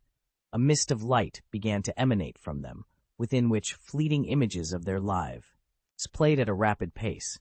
Neville, still in a daze, managed to find his footing and approached the scene. "Percy, what's happening?" he asked, noticing John lying unconscious. Percy, visibly frustrated and harboring a hint of resentment towards Neville, retorted, "Can't you see? John is healing your parents." "But he said he wanted to make my parents disappear forever," Neville stammered, confusion turning to disbelief. Percy shook his head, a mix of disappointment and urgency in his voice. "It was all to provoke you. We never harbored any hatred towards you. It was necessary to push you, to make you stronger." Neville felt the ground beneath him give way as he collapsed, staring at his hands in horror, pondering the gravity of his actions. "Despite everything, you still have your stellar badge, don't you?" Percy sighed, trying to offer a glimmer of hope. Yes, the stellar badge remained. Tears streamed down Neville's face as he looked between the glowing mist surrounding his parents and the still unconscious John. The realization that all these actions were meant to aid him hit hard, filling him with an overwhelming sense of regret. He began to punch the floor in despair, his fists bleeding from the impact. "Enough, Neville," Percy intervened, unable to watch him inflict more pain upon himself. "Don't let John's efforts be in vain." Neville ceased his self-punishment, kneeling silently, too ashamed to meet Percy's gaze.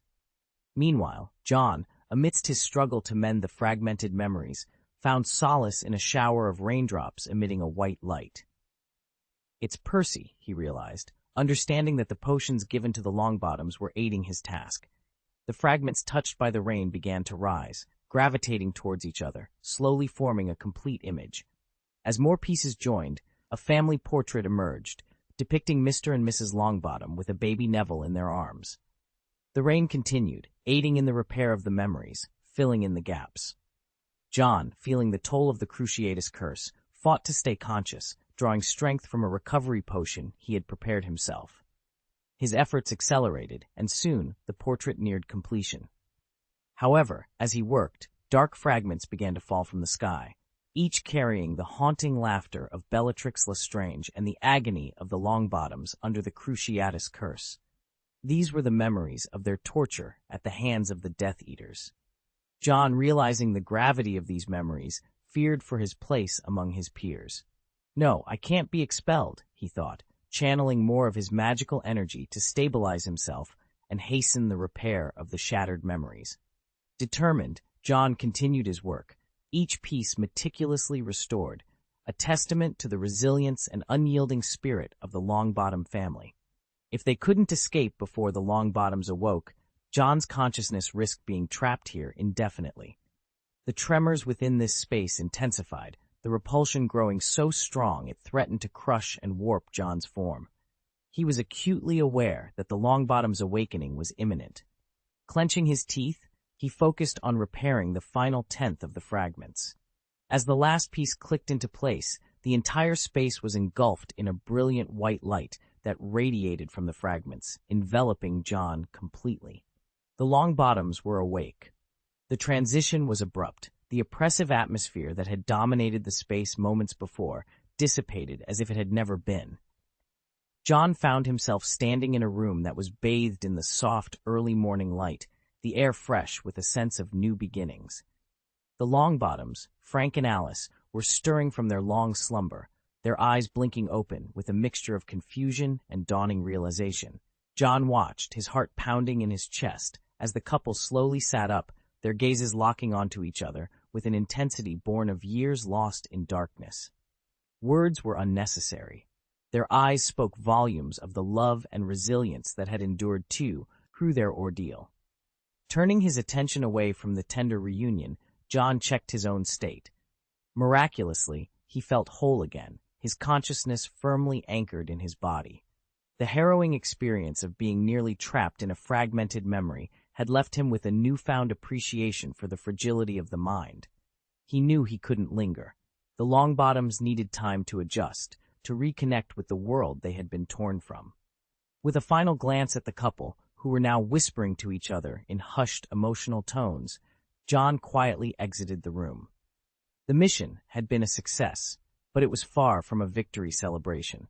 The ordeal had exposed the vulnerabilities and dangers of delving too deeply into the mind's recesses. As John made his way back to report the outcome, he couldn't shake off the feeling of unease that settled in the pit of his stomach. The world of magic was vast and mysterious, filled with wonders and horrors in equal measure. Today, they had treaded on the thin line that separated the two and emerged unscathed. But tomorrow was another day, and who knew what challenges it would bring. Chapter 218, Awakening and the Price. The Longbottoms awoke with a hint of confusion in their eyes, as if unsure of how they had arrived in their current location. "Neville?" Mr. Longbottom's voice was soft, almost hesitant, as he called out to his son. Despite Neville still being young, the image of him visiting every year had been etched into Mr. Longbottom's memory, dispelling his initial daze. He spoke softly, as if fearing that raising his voice would shatter the dreamlike moment. Neville, overwhelmed with emotion, could hardly believe his eyes. He had long fantasized about this moment, his parents waking up and recognizing him. Tears streamed down his face as he whispered, "Mom and Dad." Mrs. Longbottom, too, regained her bearings, and they both rose from the bed that had seen better days. A sudden movement caught their attention, a hand slipping from Mr. Longbottom's wrist. Neville froze, his heart sinking. "John!" Percy exclaimed, rushing to the young man lying motionless on the ground. The Longbottoms, now fully alert, recognized John, the boy who had become a familiar presence during their ordeal. "Is it him?" They exchanged a look of realization, their minds racing to piece together the events that had led to their awakening. Madame Longbottom's voice trembled with concern. "What's wrong with him?" Neville, pale and shaken, managed to say, "John, he cured you, but something's happened to him." Mr. Longbottom, though unclear on the specifics, understood the gravity of the situation. He remembered the countless scholars and doctors who had visited them, all unable to offer a cure, not even Dumbledore. The joy of their family's reunion was overshadowed by the concern for John.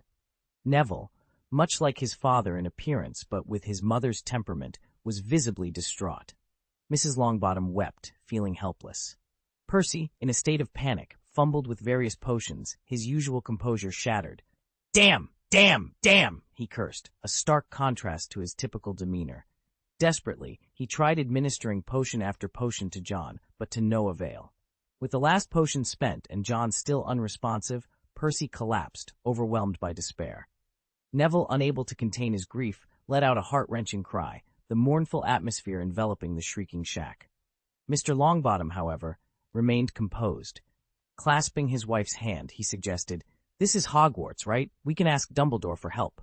Just as hope seemed to flicker in their eyes, a weak voice interrupted. "Wait." Percy, startled, turned to find John's eyes fluttering open. "Don't look for Dumbledore. Take me back," John managed to say, his voice barely above a whisper. "John, you're awake," Neville exclaimed, rushing to his side, guilt written all over his face. "It's all my fault." "It's not your fault." "Neville," John reassured him, managing a weak smile. "We're friends, aren't we?" Turning to Percy, John instructed, "Take the Longbottoms to Hogsmeade. Someone will escort them from there. Let's not disturb anyone else." Percy, still worried, nodded in agreement, understanding the importance of discretion. "Neville, take me to the Chamber of Secrets. Be careful," John said, his voice growing fainter. Neville nodded, determination in his eyes. He carefully hoisted John onto his back, mindful of the narrow passage through the humping willow. They made their way back to the castle without drawing attention. Upon reaching the Chamber of Secrets, Neville gently laid John down. "Go back," John insisted, noticing Neville's reluctance to leave. "I'll wait for you here," Neville declared, his voice firm.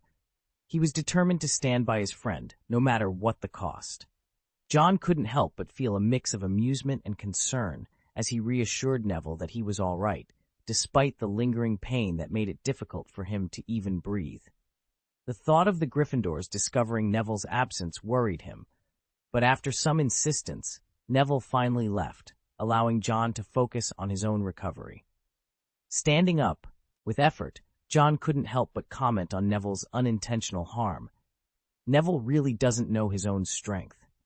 The discomfort he felt was intense, yet there was no visible injury on his body. "I could have easily gotten lost in that blinding light if I hadn't marked my way in advance," he mused, glancing at the silver ring on his right hand. A sharp pain shot through his finger as a barb from the ring pierced his skin, a stark reminder of the connection that had guided him back.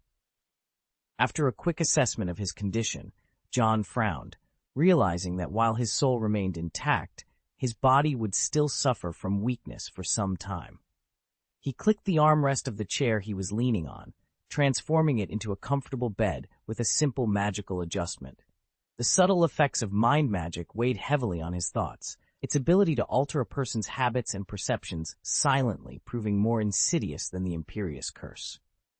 As John lay down, memories of the Longbottom's torture at the hands of Bellatrix Lestrange and other Death Eaters flooded his mind. He remembered that Barty Crouch Jr. was implicated in the crime, though his father refused to believe in his innocence. "It's a twisted fate, but ultimately it's of little consequence to me," John thought, rubbing his temples to ease the headache that came with the influx of memories. The Lestrange family, once noble and now notorious for their unwavering loyalty to Voldemort, was a shadow of its former self, with many members languishing in Azkaban. John knew the danger that these loyalists posed, especially with Voldemort's inevitable return. Determined to preempt any threat, he contemplated a bold move. Once Barty Crouch Sr. is in charge, I'll suggest he orders the execution of the remaining Death Eaters. John decided, his eyes hardening at the thought. He reflected on the Lestrange family's origins and their dwindling British branch. Knowing that many families hid their wealth within their homes or in Gringotts, John saw an opportunity to undermine the Lestranges further by targeting their financial resources. Without funds, their attempts at resurgence will be futile, he reasoned, planning to leverage his connections to access Azkaban and gather information on the Lestrange heirs. The pain made it impossible for John to find rest that night, and by morning he was greeted by a concerned group of friends. Daphne was the first to rush to his side, her eyes brimming with tears as she clutched at his clothes, whispering, "You can't die." John offered her a reassuring smile, standing up despite his unsteady condition. Noticing Neville among the visitors, he addressed him with a mix of seriousness and understanding. "Neville, you understand there are consequences for your actions, right?" Neville, visibly shaken but resolute, nodded and replied, "John, whatever the cost, I'm ready to face it." John, with a gentle demeanor, picked up the 2 wands Heinrich had retrieved and approached Neville. Neville, resolute in his decision, was prepared to face any consequence, even if it meant his own demise. The room was silent, all eyes fixed on the unfolding scene. John, however, surprised everyone by placing the wands into Neville's hands, his voice steady and reassuring. "Remember to take good care of these 2 wands," he advised, before offering a supportive pat on Neville's shoulder. Neville was taken aback, his voice tinged with disbelief as he addressed John. "I did something wrong." John's response came with a light chuckle. "Then, your penance will be to clean the Star Club every month from now on." He paused, his tone softening. "This penalty is substantial enough, my friend." The word friend struck a chord in Neville, his eyes brimming with tears as he fought to maintain his composure, his body quivering slightly. The tension in the room dissipated, seeing that John bore no ill will, and one by one, the Star Club members approached Neville. They offered comforting pats on his shoulder, a silent testament to their support and forgiveness. As Malfoy sauntered past Neville, he couldn't resist a taunt. "Neville, are you crying?" Neville, his voice barely above a whisper, replied, "Thank you." Malfoy's smirk softened into a grin, his words echoing the sentiment of unity. "Have you forgotten what John said? The Star Club shares everything because we are friends." This moment marked a turning point, reinforcing the bonds of friendship and loyalty within the Star Club. It was a testament to their collective strength and the understanding that mistakes, when faced together, could be overcome. Chapter 219, Invitation and Christmas Ball. Throughout the day, John had been in a notably weakened state, a shadow of his usual self. The Weasley twins couldn't resist teasing him, inquiring if he had been bitten by the vampire Heinrich, to which John could only roll his eyes in exasperation. "John, you haven't secured a partner for the Christmas ball yet, have you?" Furong prodded, with the event looming on the horizon. John had indeed been asked by both Parvati and Lavender, but he had declined their offers. His initial plan had been to spend Christmas in the serene, never-breathing valley, but the treatment he had been administering to Neville's parents had taken precedence. Fortunately, the Longbottoms had awakened and were recuperating well. Percy had relayed a message from them, expressing their wish for Neville to visit after the ball. It seemed they didn't want their son to miss out on the cherished tradition of the Triwizard Tournament. At lunch, John found himself with little appetite, a sight that prompted Daphne to present her latest culinary experiment, dragon fruit fried rice. John's expression was a mix of surprise and hesitation, but seeing Daphne's hopeful look, he couldn't bring himself to refuse. As he ate, he pondered over Daphne's earnest efforts in cooking, deciding to finish every last grain of rice in support of her endeavors. The holiday season meant that most students above the 4th grade remained at Hogwarts, making this Christmas particularly vibrant. John, feeling somewhat revitalized, was promptly assisted by Heinrich, much to Daphne's visible annoyance. Given his condition, John opted out of physical activities, instead choosing to delve into magical research in the library. He had recently developed a new spell, one that allowed the caster to delve into the depths of another's heart through dreams, planting a subtle suggestion that could alter behavior more insidiously than the Imperious Curse. Crafting such a spell required extensive knowledge, and John was engrossed in refining it. Daphne joined him in the library, choosing to work on her transfiguration homework quietly beside him. The peaceful scratching of quill on parchment filled the air, the library otherwise enveloped in silence. As the sun began to set, John packed up, and Daphne, gathering her things, hurried to join him. He smiled warmly, inviting her to accompany him to dinner. As they approached the entrance to the great hall, John suddenly stopped, turning to face Daphne. Caught off guard, she nearly collided with him, her heart racing as she met his gaze. "Due to certain circumstances, I'll be attending the ball tomorrow," John announced, causing Daphne's heart to skip a beat. Her fingers ceased their fidgeting with the bookmark, a wave of disappointment washing over her as she realized she might not be his chosen partner. However, John seemed oblivious to her turmoil, casually asking, "Daphne, do you have a partner yet?" "No," she blurted out, more quickly than she intended, her heart pounding in her chest. She looked at John, puzzled and hopeful. "Then, may I extend my invitation to you now?" John said, his smile gentle. He took a step back, bowing gracefully with his left hand behind him and his right hand outstretched. "Miss Daphne, would you do me the honor of being my dance partner?" Caught in a whirlwind of emotions, Daphne momentarily forgot all her reservations. She reached out, accepting his hand, her heart alight with joy and anticipation for the Christmas ball. Her fingertips brushed against the slender palm, sending a slight tingling sensation from her fingertips through her body and straight to her heart, awakening her senses. "It's my pleasure too, John," she said, her smile blossoming like a rose. Daphne's earlobes flushed pink, and a charming blush spread across her cheeks. Caught in the moment, Daphne was brought back to reality when John, looking somewhat guilty and tangled in his thoughts, leaned in and whispered, "Actually, I don't know how to dance. Could you teach me?" John's reasoning was straightforward. He couldn't dance and needed someone who appeared proficient. Given Daphne's status as Miss Greengrass, she seemed a perfect choice. Her smile widened, and with a determined look in her eyes, she responded, "I'll practice with you until you get it." In John's eyes, Daphne, with a shield in hand and clad in a blue dress, was the captain of a magical team. The Yule Ball arrived as planned. After a night of diligent practice, John had managed to grasp the basics of dancing, though not without stepping on Daphne's feet a few times. The students arrived in their finest attire. Malfoy stood out in a black velvet gown, his white blonde hair neatly parted. Astoria Greengrass, in a striking light blue dress, was by his side.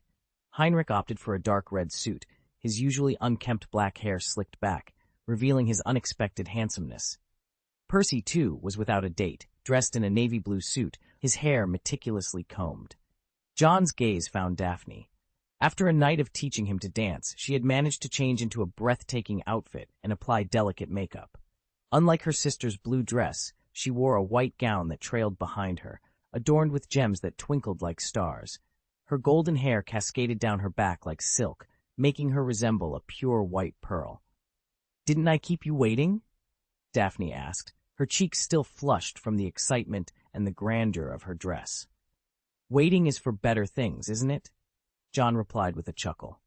His attire was less elaborate, a slim black suit that accentuated his tall, slender figure, broad shoulders, and narrow waist, giving him a princely appearance. He stood there, hand outstretched to her. Daphne had rehearsed this moment countless times in her mind, yet she still felt her heart flutter. Taking his arm, they became the center of attention as they made their way into the ballroom. Astoria's eyes sparkled at the sight. As they took their seats, it was time for the champions to make their entrance. Fleur Delacour, representing Beauxbatons, was as stunning as ever in a silver-gray satin robe that complemented her hair color perfectly.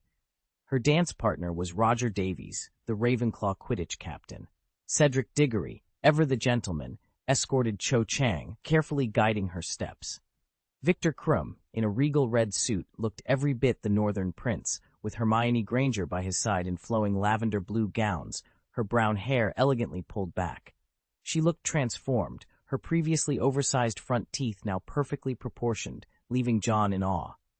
"Is that Hermione?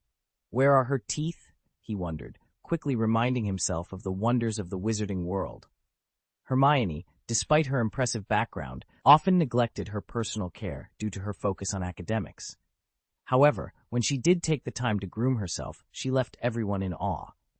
John found himself puzzled by Hermione's pairing with Crumb, unable to grasp what drew them together. His gaze then shifted to Ron, who was accompanied by Parvati's sister, Padma. Padma was strikingly beautiful, but Ron seemed oblivious to her presence, his attention solely on Hermione. This left Padma looking noticeably displeased. Ultimately, all eyes landed on Harry as he made his entrance. His defining feature was his smile, albeit a bit forced at the moment. Harry, known for his sunny disposition, had Parvati as his dance partner. After being turned down by John previously, Parvati had readily accepted Harry's invitation. The four champions proceeded to the head of the table, where Dumbledore greeted them with a joyful smile. The ball also saw the attendance of old Barty, who opted for a more relaxed attire compared to his usual tight-fitting clothes. Madame Maxime and Karkaroff were present, alongside other faculty members. Yet, it wasn't the professors who captured the most attention. It was the man donning a silver mask that caused a stir among the students. They whispered in excitement, recognizing him as Johnny Silverhand. Unnoticed by others, John and Joe, my Silverhand, exchanged a subtle nod. Johnny then averted his gaze, the corners of his eyes crinkling as if he was smiling beneath his mask. Heinrich, who was also in attendance, scowled upon noticing Johnny Silverhand's presence. He muttered under his breath about Kim Lettisley, labeling him a cunning man. The atmosphere was charged with an intriguing mix of admiration, curiosity, and underlying tensions, setting the stage for an unforgettable evening. Chapter 220, Absent Ludo and the Lively Dance. At the guest table, Dumbledore engaged in conversation with old Barty Crouch Sr. "Where has Ludo gone?" Dumbledore inquired, scanning the room for the usually vibrant Ludo Bagman. Barty Crouch Sr., no longer wearing his previously stiff smile, replied, "Ludo has recently encountered some issues, preventing him from attending today." "That's unfortunate," Dumbledore expressed with a hint of regret. "Today's dance is quite the lively affair." "It might be even more lively where he is," Barty Sr. remarked with a meaningful smile. He had only recently discovered that Ludo Bagman's grandson had attempted to manipulate the game from behind the scenes, which infuriated him. After waiting for so many years for a chance to elect a new Minister of Magic, this scandal threatened to turn him into a laughingstock. Upon learning of this, Barty Sr. decisively sought help from John, knowing well that Ludo would not heed advice.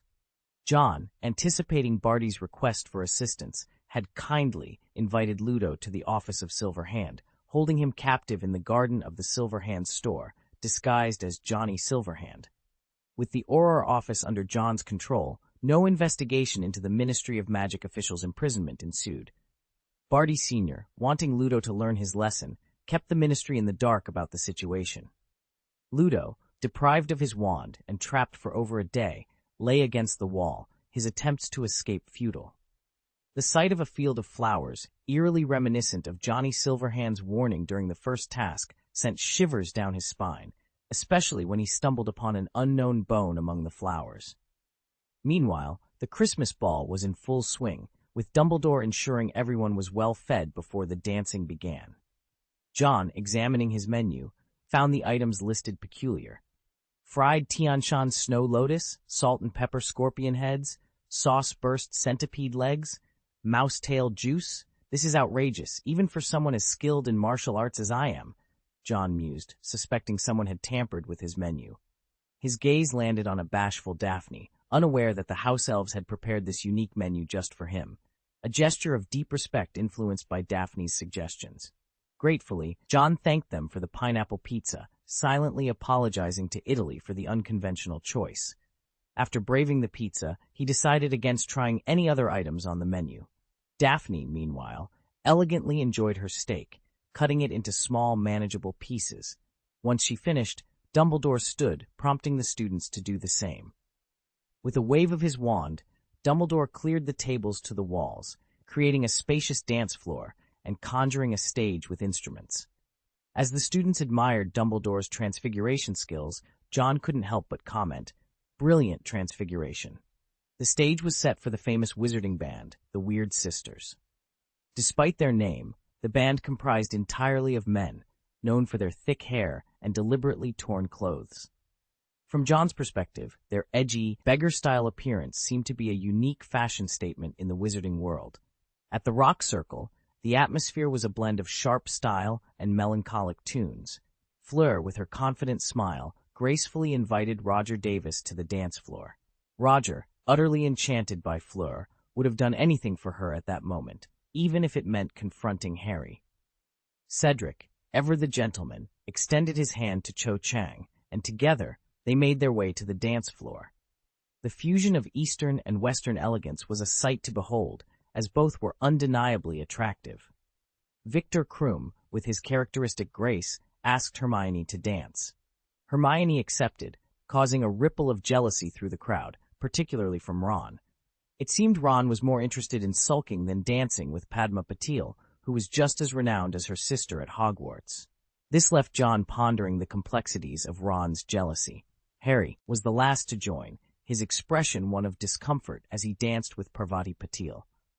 John couldn't help but notice Harry's gaze fixed on the ceiling, as if he found it more appealing than his dance partner. Amidst his observations, John was caught off guard when Daphne Greengrass stood up and invited him to dance.